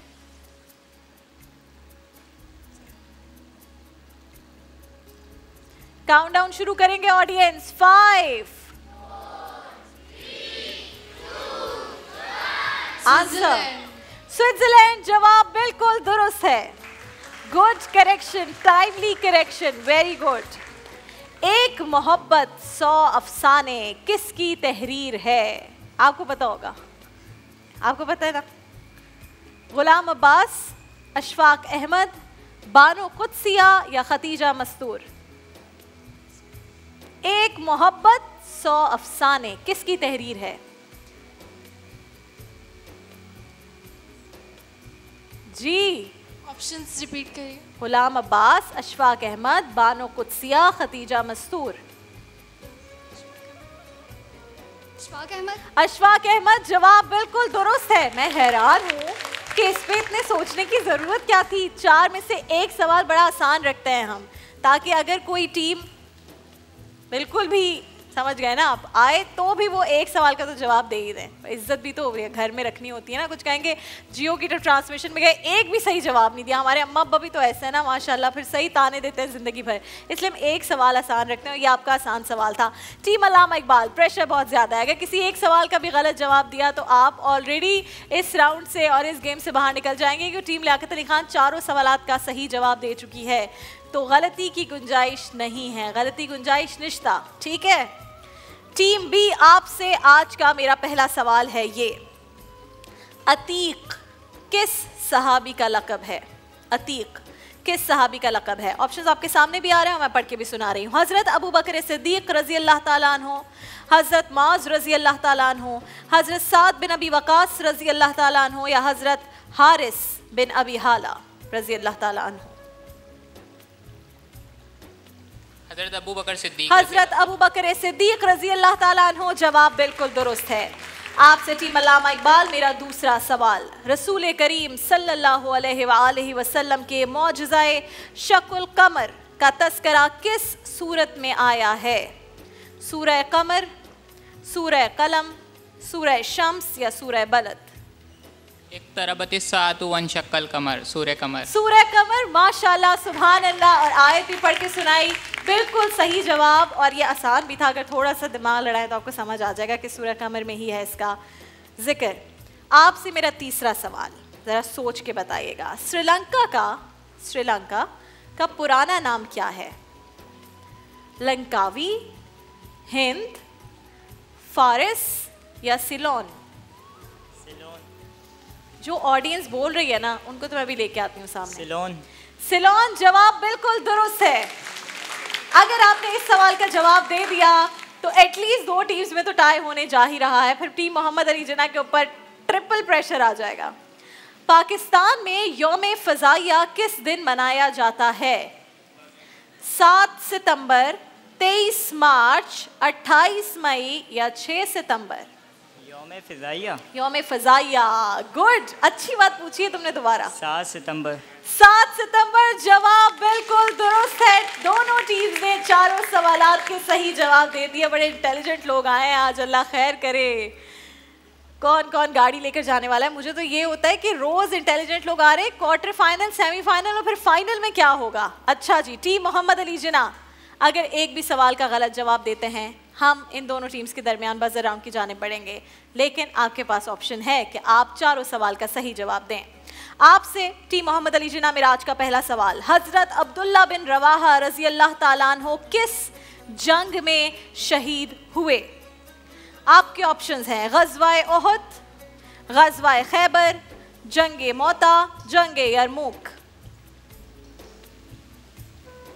किस जंग में शहीद हुए हज़रत अब्दुल्ला बिन रवाहा रज़ी अल्लाह ताला अन्हु? ग़ज़वाए अहद, ग़ज़वाए खैबर, जंगे मूता, जंगे यरमुक? ग़ज़वाए अहद। ग़ज़वाए उहद है आपका जवाब? यस। यस, कंफर्म, कोई कंफ्यूजन नहीं। तो इसी जवाब के साथ टीम मोहम्मद अली जिन्ना इस राउंड से होती है बाहर, क्योंकि ये जवाब था गलत। जंगे मोता है सही जवाब। टीम अल्लामा इकबाल, टीम लियाकत अली खान, बजर्स बजाकर दिखाइए। खेल आसान हो गया, अब बस 2 टीम्स हैं, कोई एक जा रही है क्वार्टर फाइनल में। कौन होगी वो टीम, कुछ सेकंड्स में हो जाएगा फैसला। कौन सी टीम के पास चांस है घर गाड़ी ले जाने का। 27 रमजान मुबारक को चमचमाती गाड़ी में घर जाएगी कौन सी टीम, आप दोनों में से या फिर जो बाकी टीम्स क्वालिफाई कर गई हैं। कुछ ही देर में हो जाएगा फैसला। रैपिड फायर राउंड है, यानी कि आपके पास वक्त बिल्कुल नहीं है। मैं सवाल पूछूंगी, अगर दोनों टीम्स ने फौरन जवाब नहीं दिया, मैं जवाब देकर दूसरे सवाल की जाने बढ़ जाऊंगी। आपने प्रेजेंट रहना है, माइंड एब्सेंट नहीं होना चाहिए। मेरा पहला सवाल बजर राउंड के लिए आप दोनों टीम से है ये, किस मस्जिद में 2 रकात नमाज पढ़ने का सवाब उम्रे के सवाब के बराबर होता है। टीम अल्लामा इकबाल, मस्जिद कुबा। मस्जिद कुबा, जवाब बिल्कुल दुरुस्त सर। आज ये टीम क्वालिफाई कर गई है, but well played team Liaquat Ali Khan, जबरदस्त। अगर कोई वाइल्ड एंट्री का ऑप्शन होता तो मैं आप लोगों को जरूर आगे करवा देती, क्योंकि आप लोगों ने वाकई बहुत अच्छा परफॉर्म किया है आज।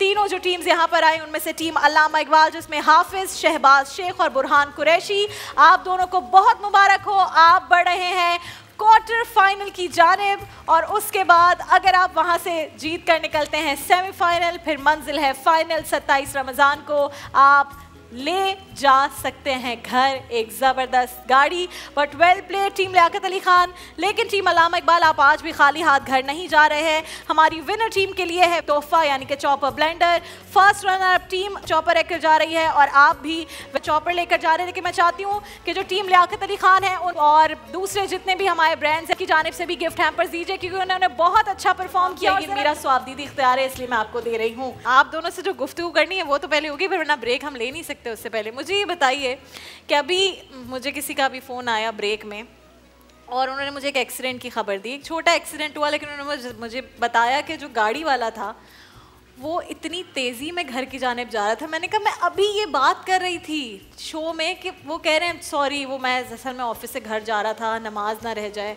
असर की नमाज के लिए।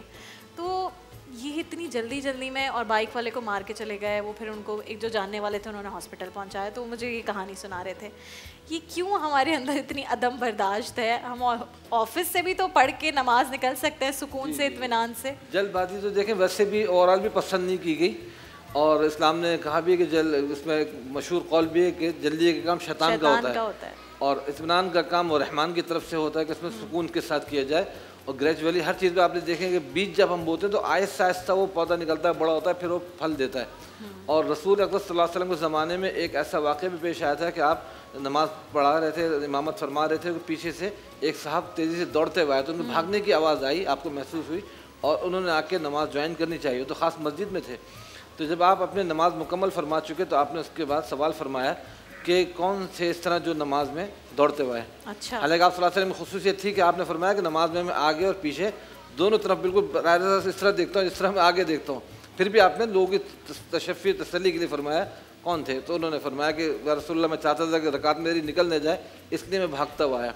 तो आपने फरमाया कि नमाज के लिए जवाब तो वक़ार तमानियत के साथ आओ, दौड़ के ना आओ। हाँ, तो खुद नमाज के लिए भी जब मस्जिद में इंसान हो तो बहुत से अक्सर हज़रात भागते हैं तेज़ी से, उसमें ज्वाइन करते हैं। तो चेंज जाएगा हम रोड पर भाग रहे हो, किसी जान को ख़तरा लायक हो, तो हमें बहुत केयर करनी चाहिए। पहले से तैयारी करके रखेंगे, तैयारी पहले से करनी चाहिए। असल में देखिए मैं बार बार ये कहता हूँ कि हमारी जो सिटी गवर्नमेंट उसको भी चाहिए, वैसे अल्हम्दुलिल्लाह अक्सर जगह कर रहे हैं कंट्रोल, ट्रैफिक पुलिस खड़ी भी होती है, कहीं कहीं थोड़ा सा भी अगर मिस्टेक होती है में तो वैसे इनको अप्रिशिएट करना चाहिए मुफ्ती साहब जो ट्रैफिक पुलिस वाले हैं, रोज़े की हालत में भी जबरदस्त तरीके से फराइज़ अंजाम देते हैं। लेकिन मज़ीद इसमें थोड़ी सी ज़रूरत है कुछ कट बंद करने, जिसकी वजह से गाड़ियाँ क्रॉस में आगे लग जाती हैं और ट्रैफिक ब्लॉक होता है। अब जैसे हमें ट्रांसमिशन के लिए आना होता है तो हम पे प्रेशर होता है, फोन आ रहे होते हैं, कॉल यहाँ से पहले पहुँच जाए, जल्दी निकलते हैं। तो लेकिन एक आध मिस्टेक की वजह से कोई रिक्शे वाला कोई बाइक वाला क्रॉस में खड़ी कर देते हैं, पूरा ट्रैफिक डिस्टर्ब होता है। तो सबको ख्याल करना चाहिए कि हम कट ऐसे न लें, यू टर्न गलत न लें जिसकी वजह से दूसरे को ट्रैफिक डिस्टर्ब हो। एक की गलती की वजह से सैकड़ों लोग। ये तो चले बात निकली एक जिंदगी में अच्छी तब्दीली, ये बात हो गई कि आप इसको इस तरह से रखें। अल्लामा साहब क्या छोटी छोटी चीज़ें अपनी ज़िंदगी में तब्दील कर सकते हैं जिससे रवादारी,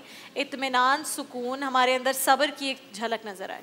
पहले वो बात कर लूँ, फ़ारसी का मशहूर शेर है, खिश्ते अव्वल चूने हद में मार कज ता सुरैया मीरावद दीवार कज।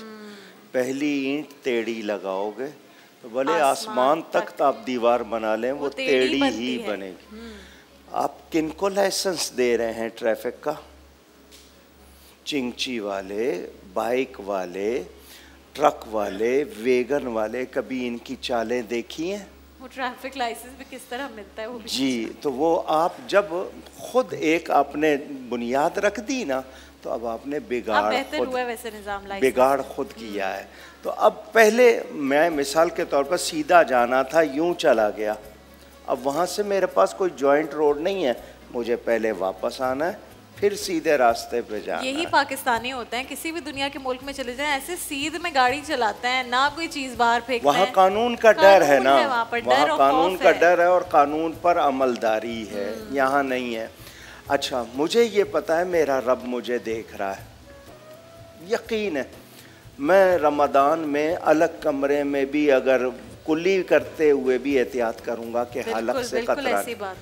दूसरा आदमी खड़ा है, मैं खता नहीं करता, इसकी नज़रों में मैं क्या हो जाऊंगा, दूसरों को जाके क्या बताएगा।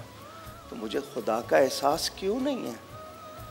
ये एहसास रमदान में इतना कर लीजिए कि अल्लाह देख रहा है, मैं किसी हालत में उससे नहीं छुप सकता, तो मेरी नज़र अपनी हर खता पर बिल्कुल होनी चाहिए, होगी।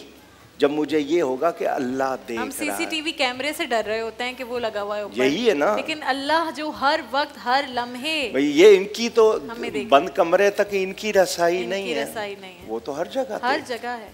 वो तो नफ्स में, हम दिल में क्या सोच रहे हैं उसका भी अंदाजा। खौफ जो होता है ना, वो प्यार का हो या दूसरा हो, आपको सीधा रखता है, सीधा रखता है। ये बात सही है। मियाँ बीवी में हो, बहन भाई में हो, बिल्कुल दुरुस्त बात किया आपका तजर्बा हो। मेरा तजर्बा है, मेरा खौफ मेरे मियाँ को सीधा रखता है। तो खौफ जो है ना ये सीधा, तो हमें अल्लाह से डरना है।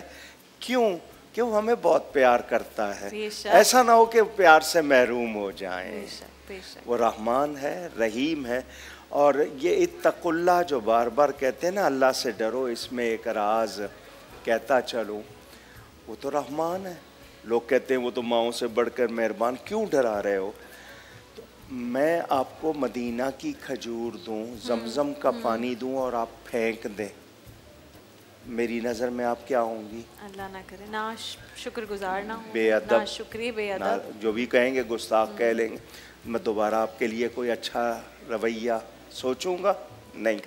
तो जो मेरे नज़दीक चीज़ मोहतरम प्यारी है, कोई उसकी बेअदबी करे तो मैं फिर उसे ये कहूँगा मेरे गज़ब से डरो। अल्लाह ने अपना हबीब दिया है, उसकी उम्मत में हमें पैदा किया है, रहमतुल लिल आलमीन दिया, महबूब नहीं दिया जाता, दे दिया है, कदर करना, वरना मुझसे डरो। सुभान अल्लाह, इतनी खूबसूरती से आपने इसको कंक्लूड किया है, माशाल्लाह माशाल्लाह। इशरत और सलमा गफूर और क्या नाम है, तूबा, ये जो दो टीम्स हैं, अब देखते हैं कि किसके दाल चावल ज़्यादा मज़े के बने हैं। आप पहले तो ज़रा कमेंट करते हैं प्रेजेंटेशन पे। और इन्होंने साथ में पापड़ बनाए, कचूमर बनाए, ज़बरदस्त अच्छा लग रहा है, और ये हरी चटनी बनाई है। इन्होंने पापड़ नहीं बनाया, हाँ, लेकिन चटनी और अच्छा इन्होंने सैलड बनाया, कचूमर नहीं बनाया। और साथ में जो एक बात मैं नोट करी हूँ वो ये कि इन्होंने बॉइल्ड राइस बनाया, इन्होंने भगारे हुए चावल बनाए। अब देखते हैं कि किसकी दाल, अच्छा इनकी दाल बड़ी खिली हुई पीली, हाँ, दाल है, और इनकी थोड़ी सी, इन्होंने शायद हल्दी आपने ज़्यादा डाली है। चले देखते हैं टेस्ट में कौन आज लेकर जा रहा है बाइक और कौन लेकर जा रहा है जीएनई का। जीएनई की क्या चीज़ थी, याद है आपको? मैंने बताया था, बताएं। अब मैं एक और गिफ्ट दूंगी अगर आपने सही बताया, डिलक्स मिक्सर। अब देखते हैं कौन क्या लेकर जा रहा है। नाज़रीन किराम, अब हम आ जाते हैं इस जगह पर जहाँ बैठे हैं हमारे रोज़ा कुशाई के बहुत प्यारे बच्चे। हीरो, तुम्हें रोज़ा तो नहीं लगा? हाँ, रोज़ा तो नहीं लगा? पक्की बात है। रोज़ा कुशाई के ये बच्चे गानी बिल्डर्स एंड डेवलपर्स की जानिब से आज रोज़ा रखने की खुशी में लेकर जा रहे हैं गोल्ड कॉइन और यूनिका चिप्स की जानिब से स्कूल बैग्स। अब हमारी ऑडियंस जो यहाँ पर बैठी है हम जितनी टीम के लोग हैं उसमें से 4 लोग हमने रखे हुए हैं जो सिर्फ ये देखते हैं कि कौन सी ऑडियंस आज अच्छे तरीके से बैठी, उन्हें तंग नहीं किया, फ़ोन नहीं यूज़ किया, और वो वाली ख़वातीन भी दुआएं पढ़ती रहती हैं साथ साथ, क्योंकि उनकी दुआओं की बरकत से हमारे लिए बड़ा अच्छा होता है। तो वो जितने लोग हैं हमने नोट कर लिए हैं, वो सब लेकर जा रहे हैं आज पिकासो, सुपरस्टार, गाय पावर वॉश, विंकलर, हिमानी और अबीर नूर की जानिब से तहाइफ, जो उन तक अभी पहुंच जाएंगे। इसके साथ हमारा यहाँ पर अफ्तार का दस्तरखान सज गया, जिस पर हम पूरी टीम के जो लोग हैं बैठकर अफ्तार करते हैं। बहुत शुक्रिया 7 अप डाल्डा और एक्वाफीना का कि आप लोगों ने हमारे साथ ताउन किया। जामे शीरी का बहुत शुक्रिया, इन्होंने एक ज़बरदस्ती कार्ट यहाँ पर भेजी और रिप्रेजेंटेटिव जो कि फ्रेश जामे शीरी, ठंडा ठंडा जामे शीरी बनाकर हम सबको यहाँ पर सर्व करते हैं, क्योंकि जामे शीरी के बगैर अफ्तार सीरियसली बिल्कुल हो नहीं सकती है। हम आ जाते हैं यहाँ पर। मुफ्ती साहब, क्या वजीफ़ा आज, क्या दुआ बता रहे हैं आप?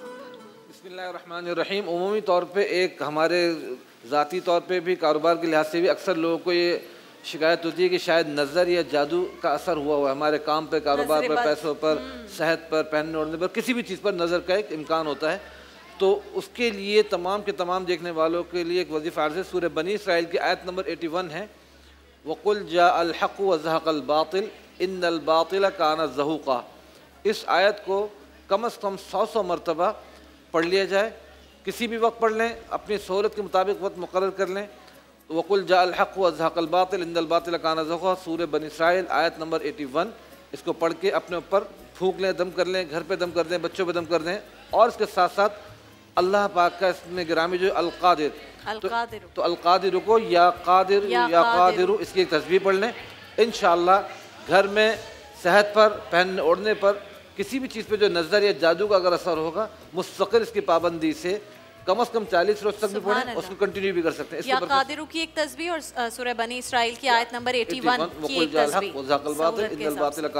पढ़ाई पे नजर हो, सेहत पे, काम पे, ऑफिस पे, इंशाल्लाह से नजर खत्म हो जाएगी। मुफ्ती साहब बहुत शुक्रिया। आप लोग भी कोई ऐसी चीज़ पूछना चाहते हैं खास तो हमें बताएगा, मुफ्ती साहब से पूछेंगे। इस वक्त में हम उनसे ये बात हमेशा उनके सामने रखते हैं। अल्लामा साहब आप दुआ करवा दीजिए, उसके बाद हम मुनाजात की जाने पड़ेंगे।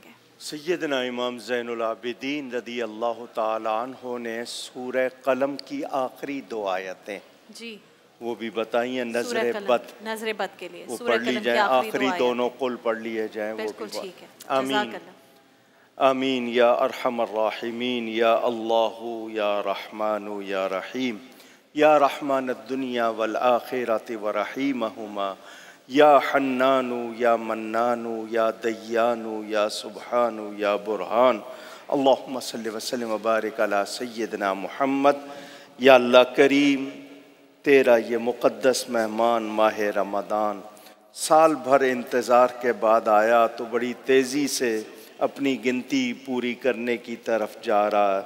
इलाही हमारे रोज़े कबूल फरमा ले। इलाही हमारा नमाज तरावी अदा करना, तिलावत कुरान करना, बिसात भर नेकियां करना कबूल फरमा। हमसे जो गलतियां हो जाती हैं अपने फ़ज़ल से मुआफ़ फरमा।